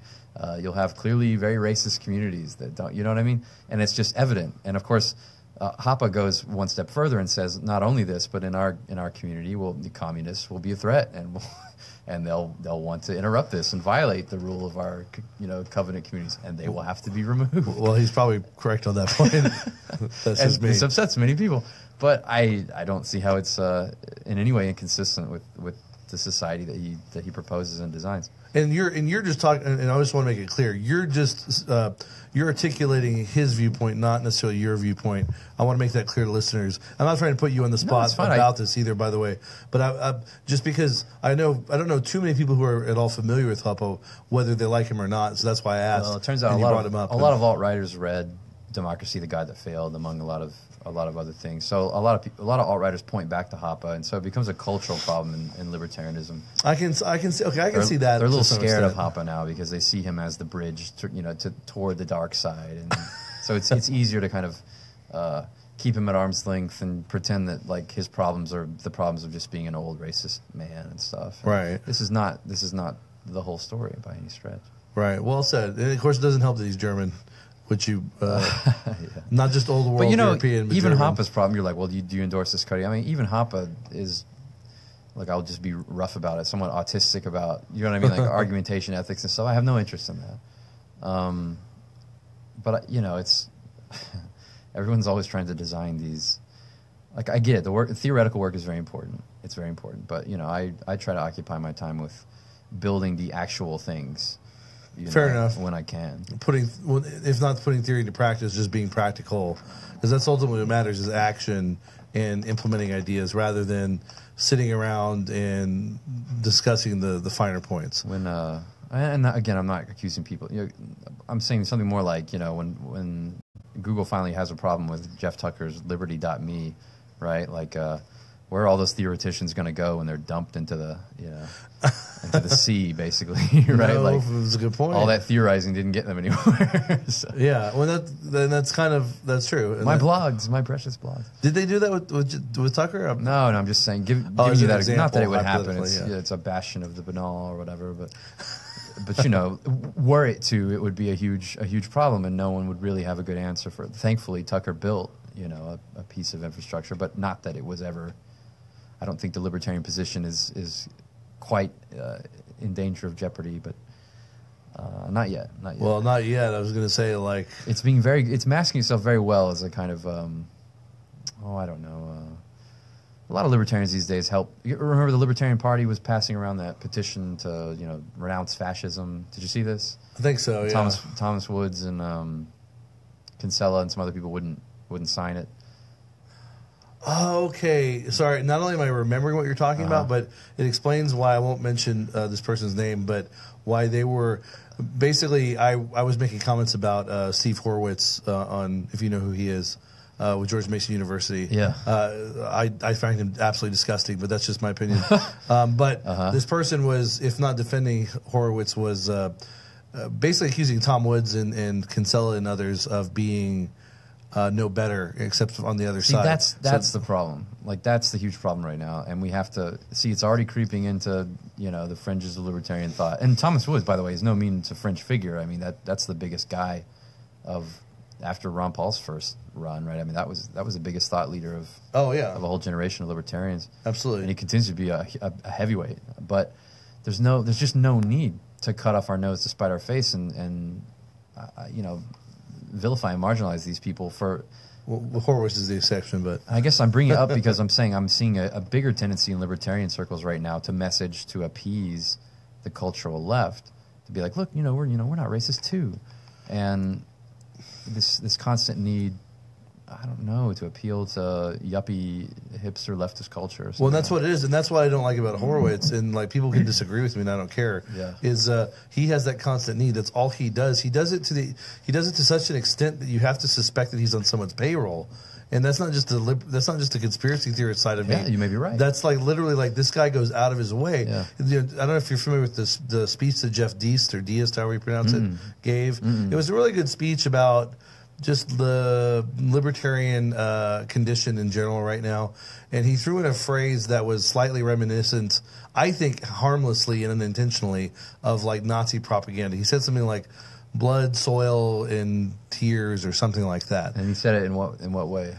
I honestly don't remember. It's a huge speech. It's a long context. It was towards the end of the speech. I'm not saying. Here's the thing. I'm not saying that maybe it was a poor choice of words given the historical connotations of like blood and soil, right?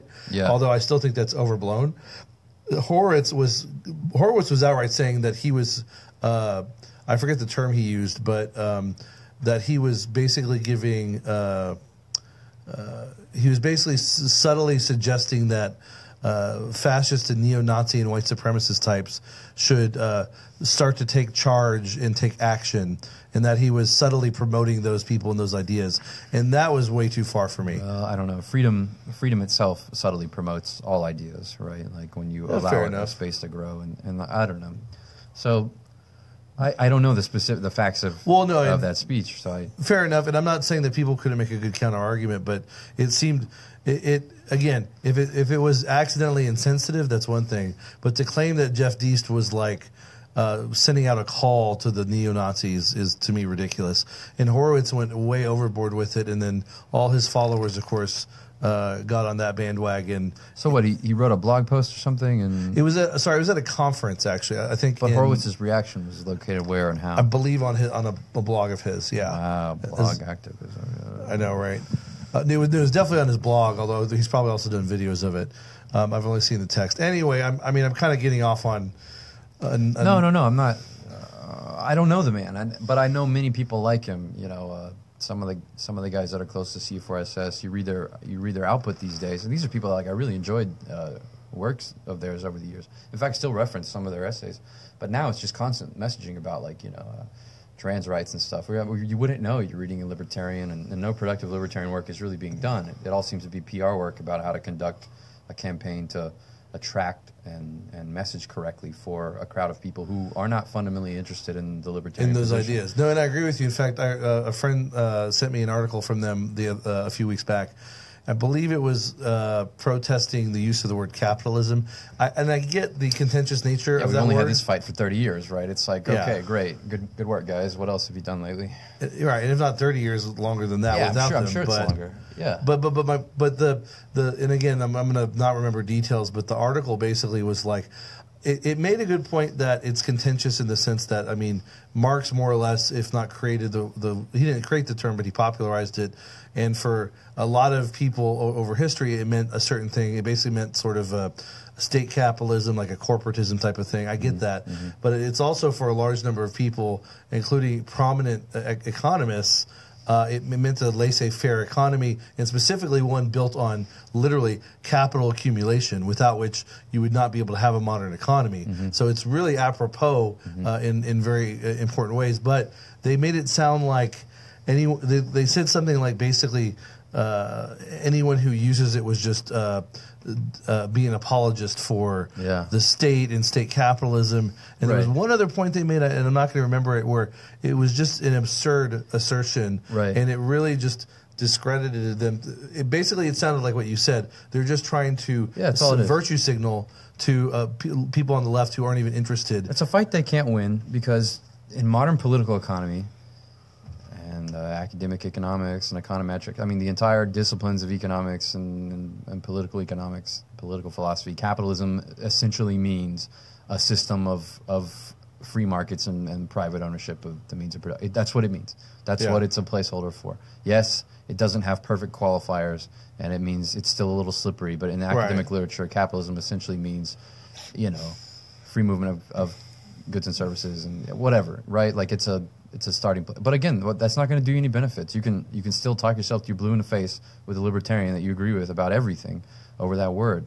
And God knows we've done it, for years and years at every party ever that libertarians and anarchists have hosted. So it doesn't get you nowhere. I stay away from it too.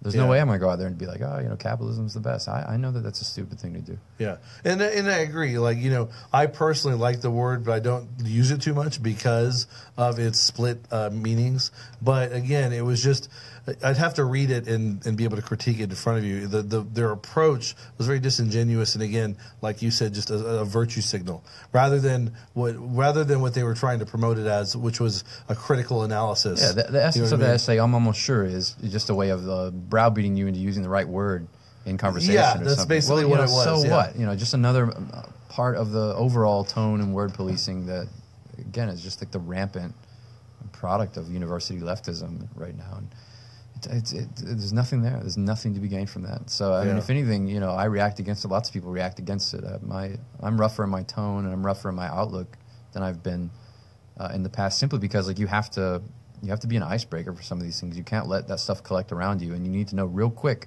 if somebody's got a problem with that kind of stuff. So the more and more people I collaborate with and employ and stuff, I found it to actually be easier to find out who's who by just being a little bit rougher. And so maybe in a sense these left libertarians have made it easier for us to know who is and isn't a good partner for working with. And by the way, in nothing that I say do I want to imply that, like, for instance, that you and I agree 100% on everything, because that's, of course, we don't. We fought for like 2 hours about conspiracy that one night, right? Like, that's we right. Well, but here's the thing, right? Our movement's always been a big tent for all kinds of thought, especially French thought, French medical thought, French scientific thought. Really? Or what do you mean? Libertarianism, our movement. French thought. I'm saying outside of the mainstream, Chris, like things that can't get on TV, things that can't get published. You know what I mean? Things about, here's the poison in your water. Sorry, is that a phrase, though? French? Fringe, like the fringe. The edges. Yeah. I'm sorry. Remember the TV show? I've never watched French thought. I'm sorry. I literally heard French. I'm sorry. That's my bad hearing. Well, French thought too. But he has fries on the brain. I'm sorry. That's French thought, yeah. Sorry. I had some French food the other night. I don't know why I heard that. Well, look, I'm not a good speaker, man. I mumble quite a bit, and you are a great speaker. I speak very quietly, and I mumble, and I'm sorry for that. And you carry a big stick. No. If you know what I'm saying, ladies. Oh, nice. No, but that was literally just me hearing bad. Anyway, No, it is. It is for fringe. Our movement is kind of a circus of people who are always like of alternative viewpoints and stuff, and it does no good to begin to police each other's languages. I mean, there's all kinds of well-meaning, but humorously, just there's the most autistic and hilarious and just hopeless personalities in our movement who you have to just be forgiving with, and then there's also terrible people and grifters and celebritarians, and it's just a cavalcade of terrible and amazing personalities. Bookstore destroying pieces of crap. And exactly, yeah. Who do you mean? John Bush. But look, there's no time to police each other this way because again, this is the place of a type of ferment that produces things, and if we're all just gonna like be hitting each other over the head all the time with. Again, it's going to be barren, and a lot of the libertarians ran away from our movement over the past couple of years with Trump and with the rise of the alt-right and stuff. Yeah, I really like Cantwell. Speaking of like earlier, there you go. Let me just say, I hate to admit this, but I was actually kind of a big fan of Cantwell for a while back in the day. Like, admittedly, I knew he was like an a-hole, he's a smart guy. First of all, he's a smart guy. He used to write really excellent articles about various economic and political topics that were hard-hitting and very logical and intelligent. Yeah. And, if he's an a-hole, which he is, he admits it. Like, his site used to say, like, anarchist a-hole activist or something like that. I think he has some level of self-knowledge, but not enough. And it was, but it was also entertaining at least. Yeah. And frankly, I liked it because I'm a little bit of an a-hole myself, and I feel like there's, at least back then, there wasn't enough a-holism in libertarianism because I felt people were walking on eggshells too much, being too nice. Oh, really? Not that I don't believe in being nice and civil and all that, but people would let people get away with murder, whereas Cantwell wouldn't, and I respected that. Yeah. But then he started to go off the deep end and started to promote Trump, and then basically go into this alt-right, even if not anti-libertarian position. And he's exactly. Like I listened to an interview of his with Mike Enoch the other night, and he's more or less eschewed traditional libertarianism at this point, but he still knows the arguments. He still reps the arguments, and so he's at least honest in his what we would call his terrible approach. And like even when he was there was a Washington Post article mentioning him because he had to get arrested and everything, or he was facing these charges. And even in that article, he at least defends the thing that he believes cogently. Like he gives a defense, and on paper it sounds good. It's just like his personality of delivery and everything is just like ridiculous and doesn't help him at all. Right, especially when he tries to act all tough and then he's all.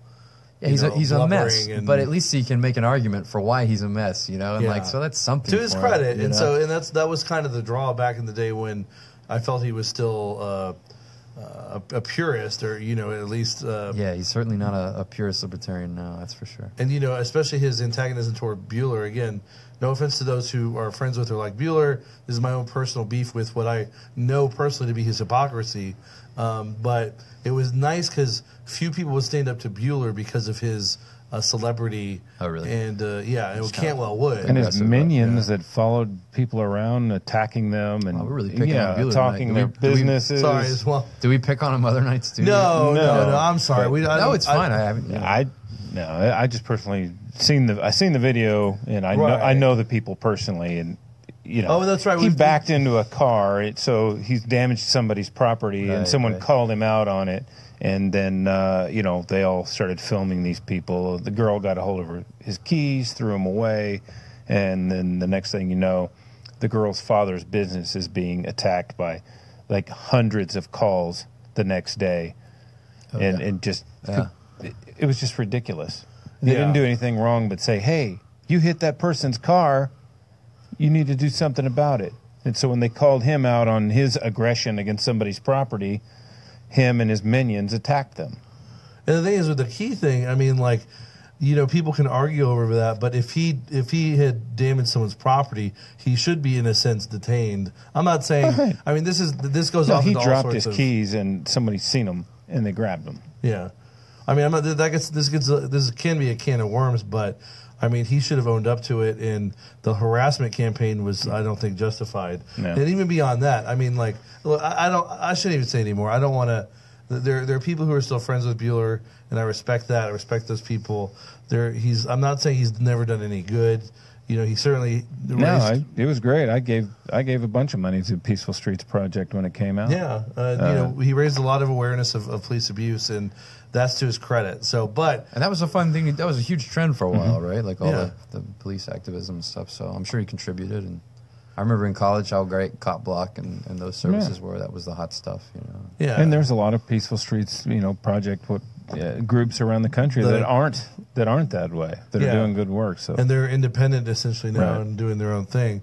So I mean, nobody's perfect, and I certainly am not. But I'm just saying, like, there's levels of behavior, just like with Cantwell, where enough is enough, and Cantwell definitely crossed that line for me. And I was even a fan of his, essentially. Yeah, exactly. I'm sure he shook a lot of his. Now, I'm sure there's a whole other group of people that enjoy what he's doing, but he's had to have shed some of his fans. Yeah. And again, I know many people who are Trump supporters, and I respect them. I don't agree with them. And I don't want to, if I'm being harsh. Hey, there's people that work here that voted for him. There's a couple people here that voted for him. Yeah, and I know them, and I think they're great people. And my being harsh on Cantwell by no means extends to them. But, I mean, since Cantwell has been brought up and it's somewhat relevant to some of the stuff we've talked about, I still think it bears acknowledging his unfortunate transformation for the worse. So... maybe he'll come around, This will be his flirtation with, white nationalism or something. But then again, look, I don't know. It seems to me like the way the street fights are happening, the way the culture wars are becoming really just everywhere and complete, that things are going to get worse. Well, yeah, I think so. Well, let's talk about that real quick, if you don't mind. Okay, fine. I mean, that's go ahead. No, go ahead. What were you saying? No. Whatever you wanted to say. Well, I guess I want to know what is your. I mean, I'm not as well read up on it as a lot of people, but I still have that general idea of what happened in Charlottesville. But like, what you have a general idea? Well, no, I mean, what I'm saying is not. The media painted a picture, and everybody acted on it. Are you saying you actually don't know what happened, though? No, I know what happened. Okay, but what I'm asking, and related to what I just said, is. Was one group worse than the other, or who was the real instigator? Oh God, who was the greater antagonist, or is it all kind of? And don't get me wrong, it's all very gray because I think it's pick your poison a little bit. Yeah, I mean, you've got neo Nazis and Antifa, and then everyone in between. I know, but yeah, there was this effort. Wait, Antifa's not neo Nazis.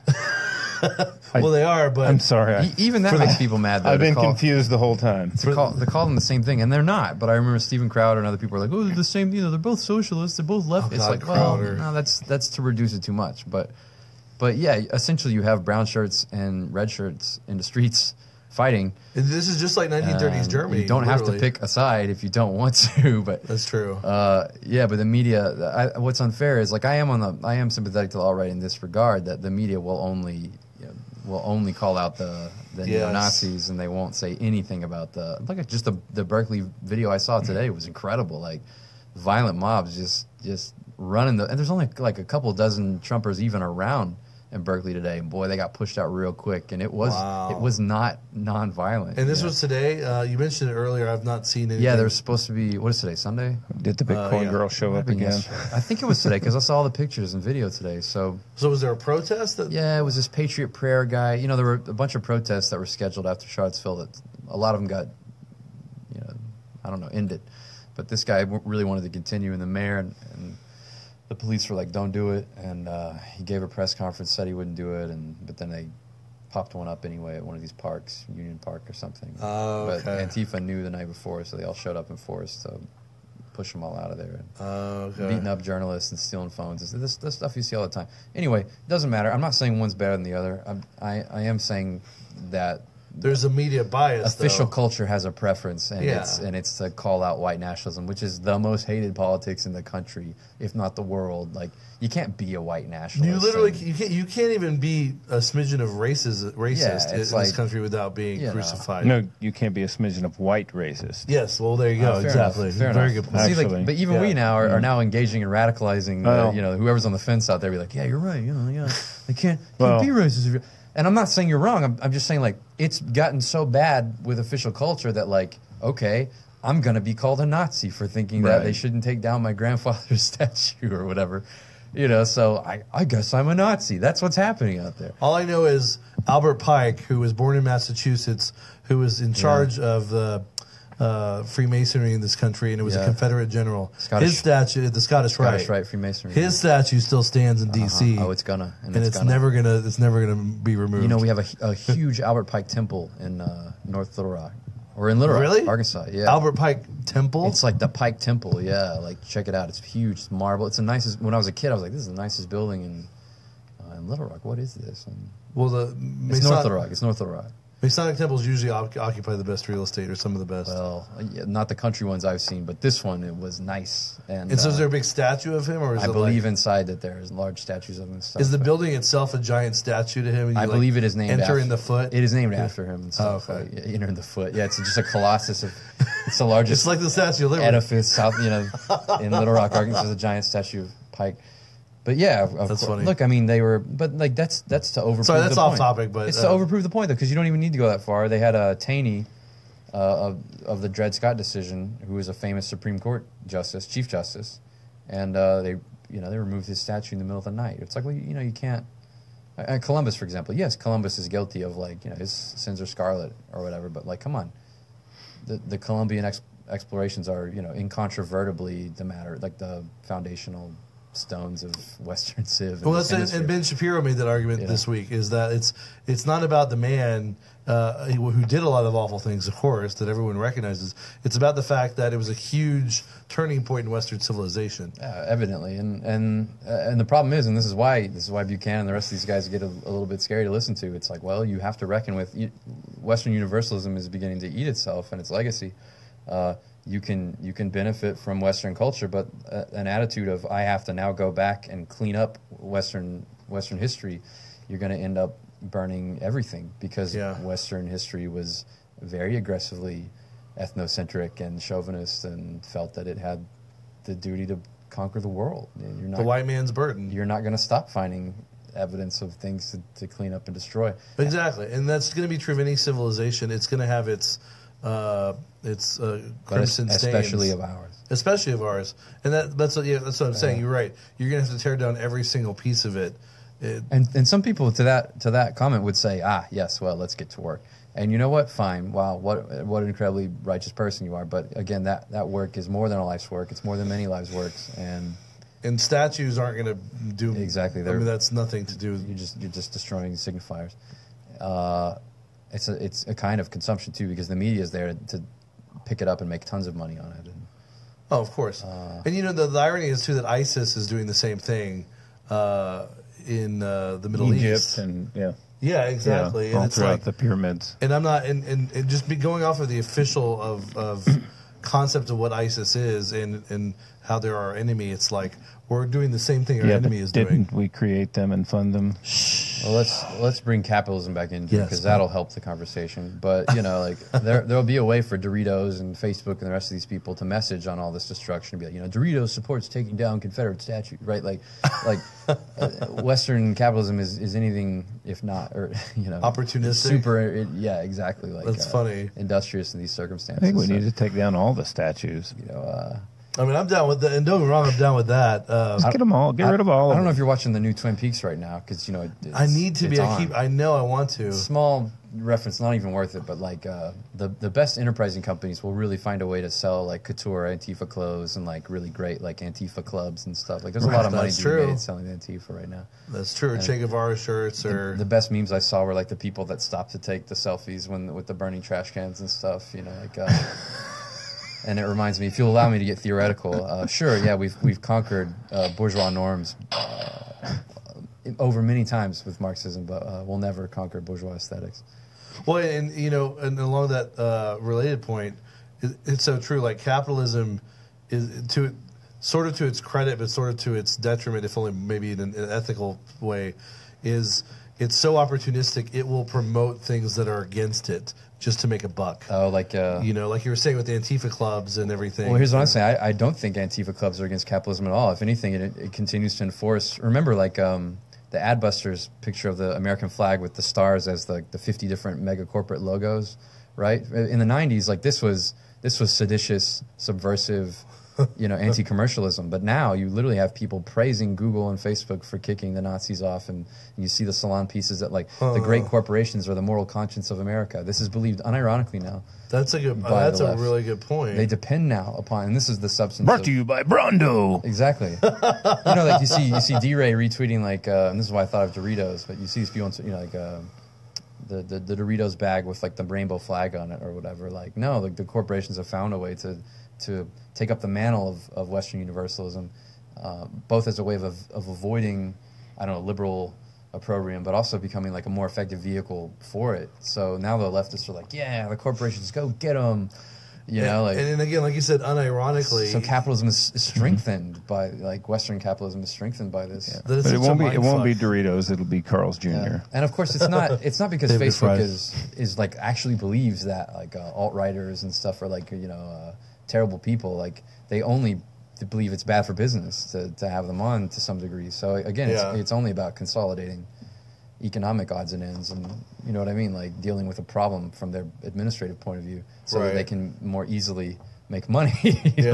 I don't know. Well, but it's kind of like the whole Hegelian dialectic, where they're using these two opposing forces to create a compromise, integrated third outcome, and they use this process to basically, like you're saying, consolidate power, political, economic, and everything else, and to benefit from the act directly. So if GoDaddy is pressured successfully by the hate mobs, the anti-hate mobs, right, to kick off the haters. That's what I'm saying. If GoDaddy makes a decision publicly, GoDaddy can benefit commercially because people will recognize, GoDaddy did the right thing, and right. So they're not just going to do it quietly; they're going to do it as a within a dialectical. Right, and then the same. Enjoy your extra big ass fries. Extra big ass fries. I like that. I forget, this is a great movie. But yeah, even the dialectic itself is so deep. It's the anti-hate groups that are actually hate groups, and that alone is a sort of a oppositional dialectic. And I mean, anyway, it's that's because you have to. It justifies itself, right? You gotta be passionate if you want to stop hate.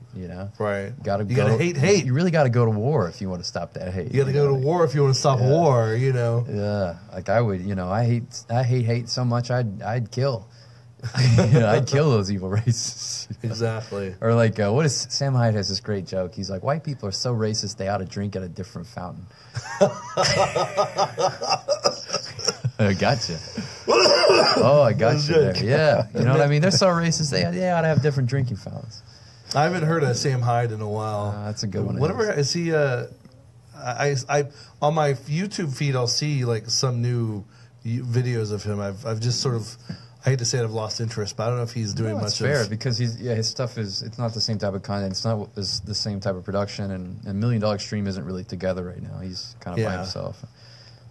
He's working on a production enterprise of some kind. He's got some cool ideas, but I think he needs some money before he'll get it off the ground.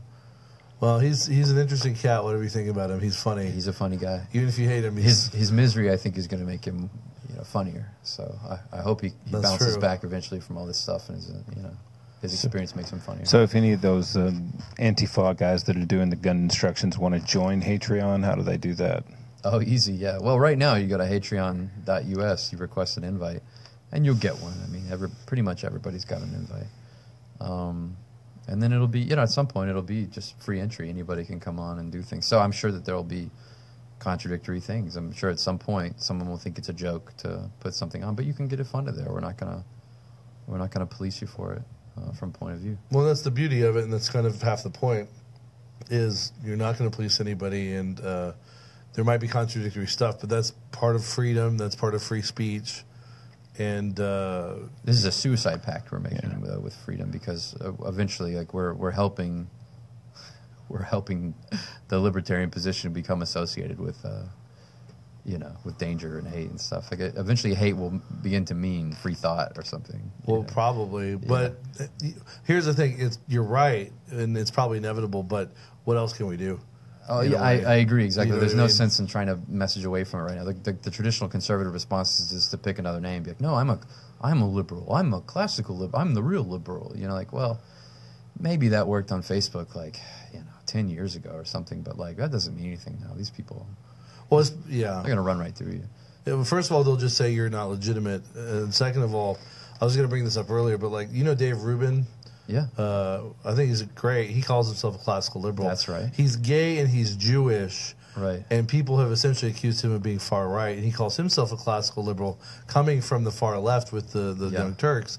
And if he can be called... Exactly. The same thing. That's how much trouble I know we're in. When a guy like Sargon or a guy like Dave Rubin or even Jordan Peterson can be called like far right in the press. I'm just like, oh, man. And especially Dave Rubin, though, because he has the trappings of the left already, because he's gay and he's Jewish. Exactly. It's like... well, why doesn't that work for Milo? He's... Well... Is Milo Jewish, too? I think so. I think he is, yeah. I think he is. It doesn't work for Milo because Milo is all about hate facts and stuff. And, Plus that controversy he fell into.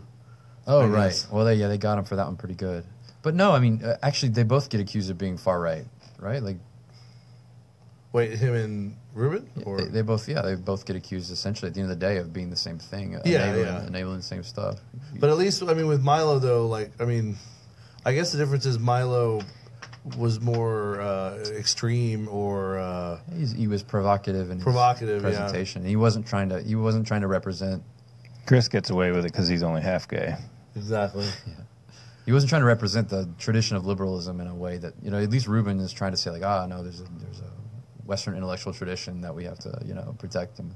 At least that's what I think. I haven't watched many of his. No, that's exactly what you're absolutely right. And he tries to bridge the modern left with classical liberalism, even though.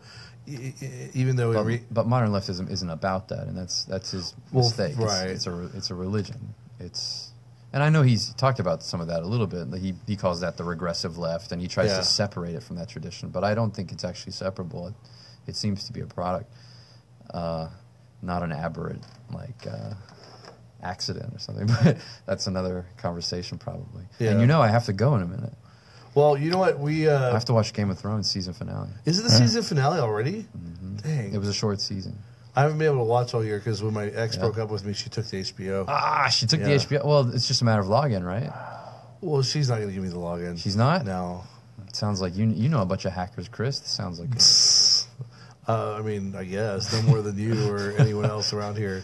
But, okay, fair enough. No, but, I mean, I'd even pay for it and sign up, but you have to go through a cable provider, and you don't. That's old. That's like classic HBO. No, there's HBO Now and there's HBO Go. I think just get HBO Now. You pay like a flat rate, and then you can just stream. So HBO. Because I keep going to HBO Go. Is that the problem? Yeah, go to HBO Now.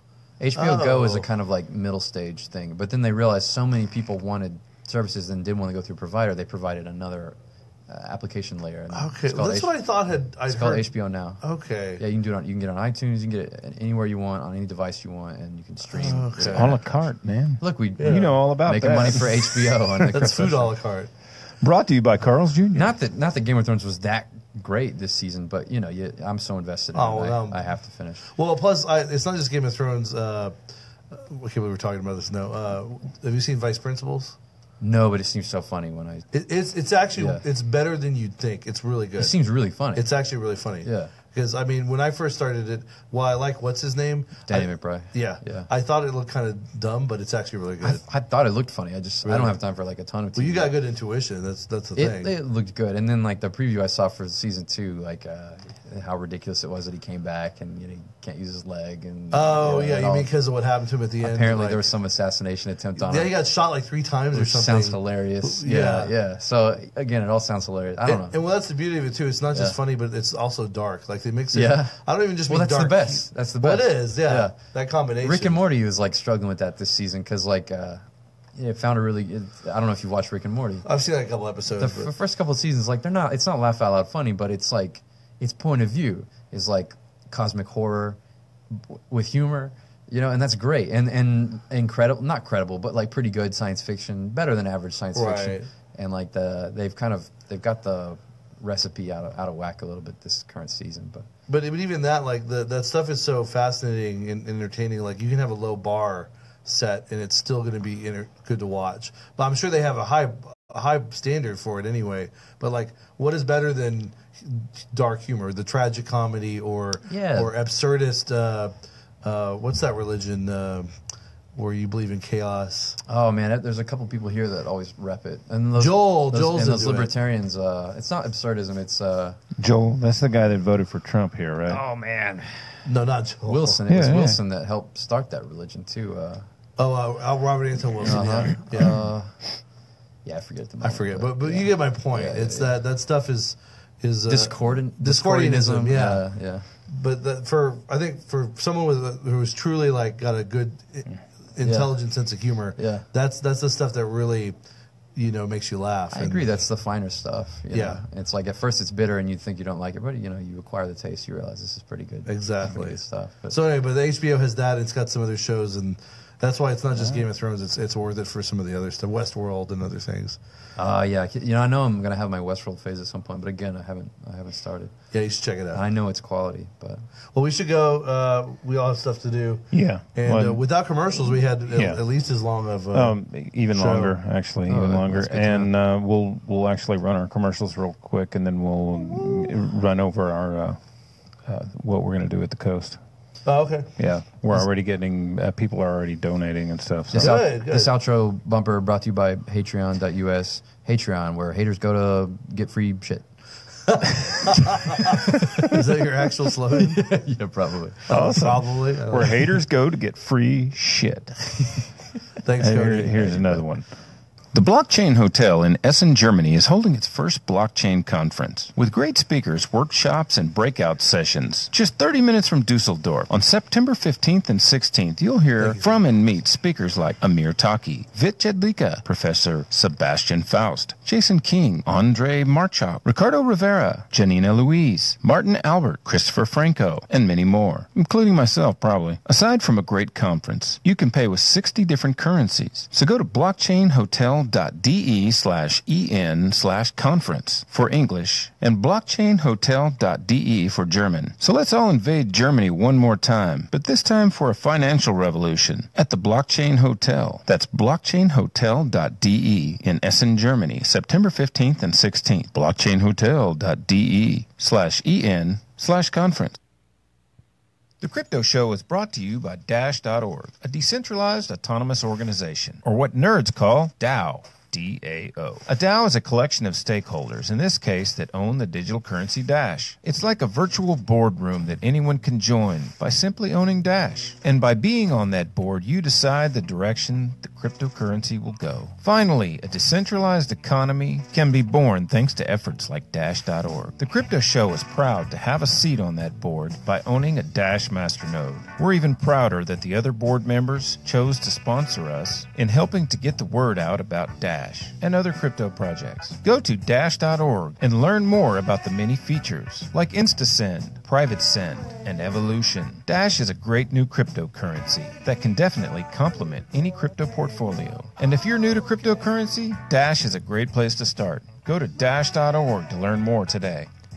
The number of people who ended up in digital currencies, blockchains, and precious metals because of Dr. Ron Paul educating people about the Federal Reserve is in fact staggering. But let's not forget the others that helped do that, like G. Edward Griffin, Doug Casey, Judge Napolitano, and Jesse Ventura. On September 21st through the 23rd, you'll hear and meet these groundbreakers at the Nexus Conference in Aspen, Colorado. Get your tickets at nexusearth.com. And that's only the beginning, because you'll also hear from Roger Ver, Jeff Berwick, Max Kaiser, Stacy Herbert, Charles Hoskins, Colin Cantrell, Parian Boring, Lynn Ulbrich, Robert Viglione, and many more from the blockchain space. That's September 21st through the 23rd in Aspen, Colorado. Get your tickets at nexusearth.com. You have to check out this speakers list. Even Ed Asner will be there. Oh, and some guy named Peter Schiff for some reason. So get your tickets so you can pick on Peter for being a blockchain hater. On September 21st through the 23rd in Aspen, Colorado. Get your tickets at nexusearth.com.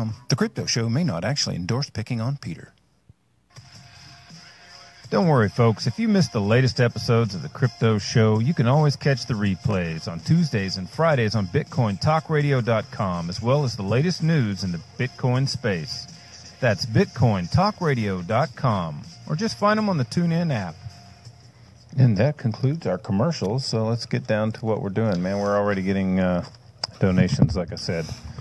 That's great. So, yeah, after I leave the show tonight, I'm loading up and heading out, Probably Corpus. I've already got the white Corpus. I mean, obviously, it's a big city. And Houston would probably be a little better, but my truck's not a boat, and and my RV is not a boat either. Did Corpus not get flooded that much, or well, I think it's passable. Whereas Houston is kind of a bayou area, and the Corpus area I think will be more accessible, so I can get in there now and start doing something. That's good. So, and it's close enough to other parts of the coast that if you had to travel elsewhere, you can. So and I may have to pull back and get resupply and so on and so forth. But this is all part of our sponsorship by Dash is paying for the first round and all that.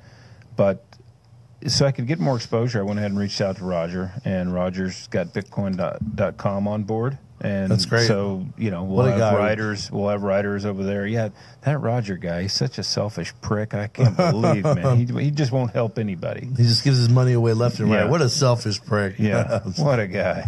No, that's awesome of him. And, of course, Dash, I mean, we already had that set up. And as terrible as this natural disaster is, having that support from Dash already there is phenomenal because it allows you to go immediately, basically. Yeah. And so you're going to be gone for a good few days at least, right? Yeah, at least, if not more. And now we've got guys that are, listening to this right now that are messaging me. That I just got a message from a guy named Bill here on the show, and he's going to be sending some Bitcoin. And in fact, he said he would match donations, I think up to 10 Bitcoins. So, 10 Bitcoins? Yeah, so I don't know. Are you serious? Yeah, so... Well, I don't know where we're going to go with that, but well, then I encourage people to obviously get out there and donate. Cause if that's the case, then we'll be able to do a lot more than just sandwiches and water and stuff. We'll actually be able to get some other things that people need as well. And I really appreciate you, Danny, doing this. Unfortunately, my work is such that I probably can't take off for very long and help you. I'm not sure I'd want you in the same vehicle with all of my food. Dang. It's not French fries, is it? There are some potato products. Then you're in danger. Yeah. It's best to keep me away. There are some potato products, so I want to keep you at arm's distance from those. Fair enough. But yeah, I mean, it's really admirable of you to do this. And now, admittedly, it's cool that you have the means. Your RV is, first of all, it's huge and it's nice, and you've got a powerful truck, and you've already been on the road a while, so. You're just used to driving everywhere, which is great. And we've already done this in 3 cities anyway, just for the unsung deal. And so now I've got a feel for. I walk into the store and I know exactly how many loaves of bread makes this, and how many packs of meat I need. So. Yeah, I can get in there. And you know how to approach people because even people who are in need, even in a dire situation like this, they can either be embarrassed or ashamed to ask for help, or if a stranger approaches them, they may desperately need help, but they may not know how to. This is actually a lot better situation, because what we've been doing so far with Unsung is we're targeting the homeless and helping them out, and that's great. A lot of times they really don't need the food. And they've already got food, but they feel better that somebody gives a shit. And it's psychologically helpful. Yeah, somebody just handed you a meal, and that makes them feel a lot better, and they really appreciate that. But, with people in need, I mean, there's going to be even middle class and affluent people who are going to be essentially homeless now, at least for the time being. Right. Unlike... And that's what my point is that the likelihood of these homeless people actually utilizing cryptocurrencies is probably not very high. Yeah. But now we're reaching out to somebody that, has a life, a home and everything, or had a home, and they're more likely to be able to use cryptocurrencies and appreciate what they are. So I think, I'll be able to actually get people who have the ability to use cryptocurrencies to actually do it. Yeah, get people who are literally just a step away. I mean, a genuinely homeless person doesn't have a computer, may not be computer literate, may not have the right circumstances for a long time to be able to even even ask, what is a cryptocurrency? How do I use it? These people, though, are going to be technologically savvy. They probably have heard of Bitcoin or Dash. And not only are you going to be able to promote those currencies to them thanks to this charity, but on the flip side of this, unlike the actual homeless, ironically, these people may not know how to go about finding food from shelters and stuff as readily because they just don't have the experience. And that way, you're coming to provide this service so that a lot of the people that you encounter don't have to worry about it to that extent while learning about cryptocurrency. So I think it's just a win-win-win. Yeah, and I've got non-potable water in case somebody needs that. I will probably need my gas, but I do have several cans. Basically, I've got about 10 5-gallon cans that are loaded in the back of my truck right now, full of gas. Well, I guarantee you, you're going to encounter somebody who's going to need it, and it's going to be a game changer for them. Well, at least for that day. First I have to worry about having enough gas because these areas don't have gasoline. Oh, good point. Because the refineries have shut down and stuff. So I have to have reserves of gas for myself to get back out. Good point. But if I can find gas locally, then I'll do that, and then I will have gas to maybe help people out if that's what's needed. Right. That's awesome. That's and I mean, I wouldn't have even thought of that because you're always good at getting those little details of what people are going to need down. I've been on the road for the 6 weeks that last time, so I know what I do need and I don't need. Right. And you've been stranded before. Yeah, and I've got a huge water tank in the back of my truck as well, so I'm carrying a secondary water tank aside from what I have in the RV, so that I can either refill my own tank or help somebody else out with some water that they can clean themselves with or something, whatever's needed. Yeah, excellent. No, you've got a lot of. You're basically a mobile emergency services unit. Yeah, and honestly, like a few people are going to be as prepared as you to help the victims down there, and that's excellent. And let me ask you too: the donations we're getting, obviously, we're going to use this for getting you traveling down there and supplies and stuff. If we have any excess, what can you think of plans for doing with the excess? Like giving to the Red Cross? Do we give to specific people we know?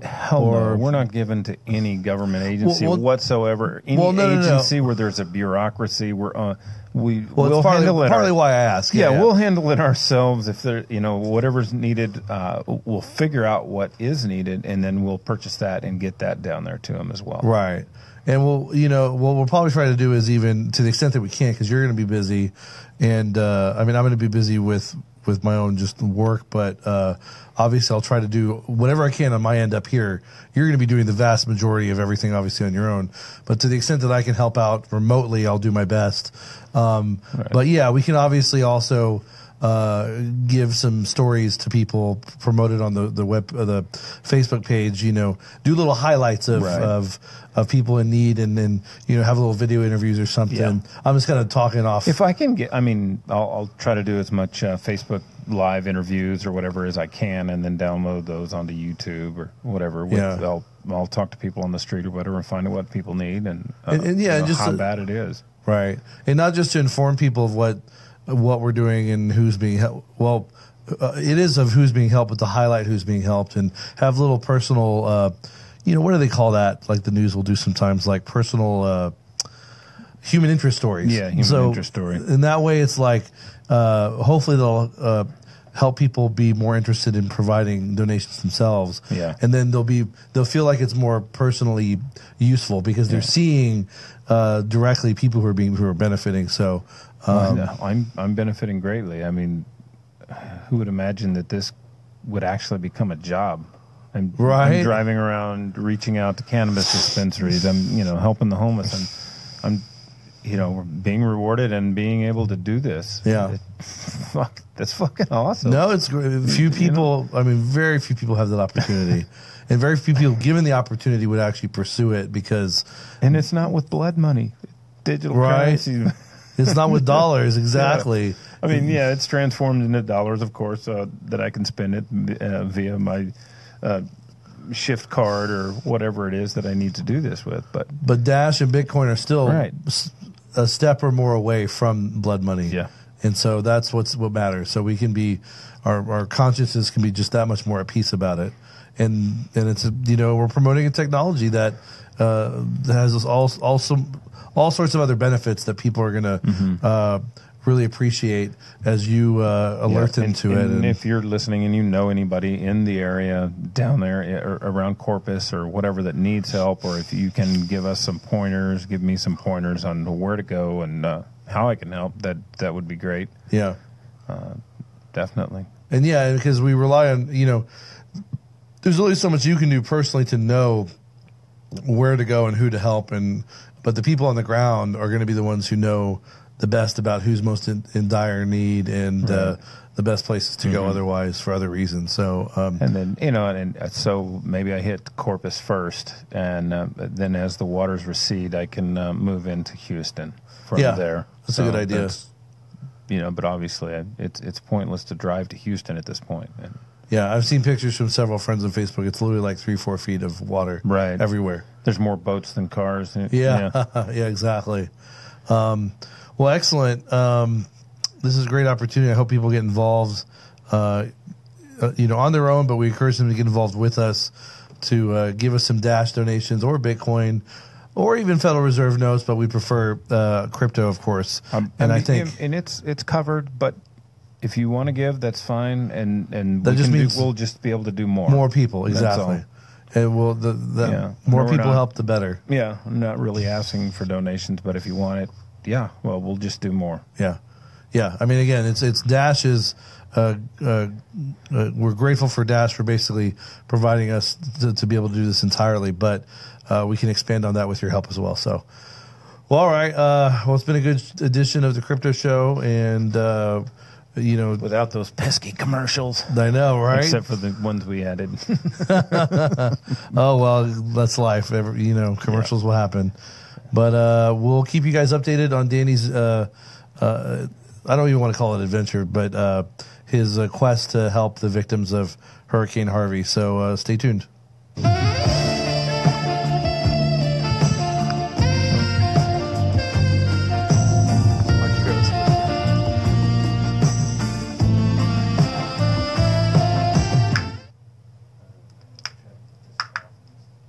Uncle Playing, I love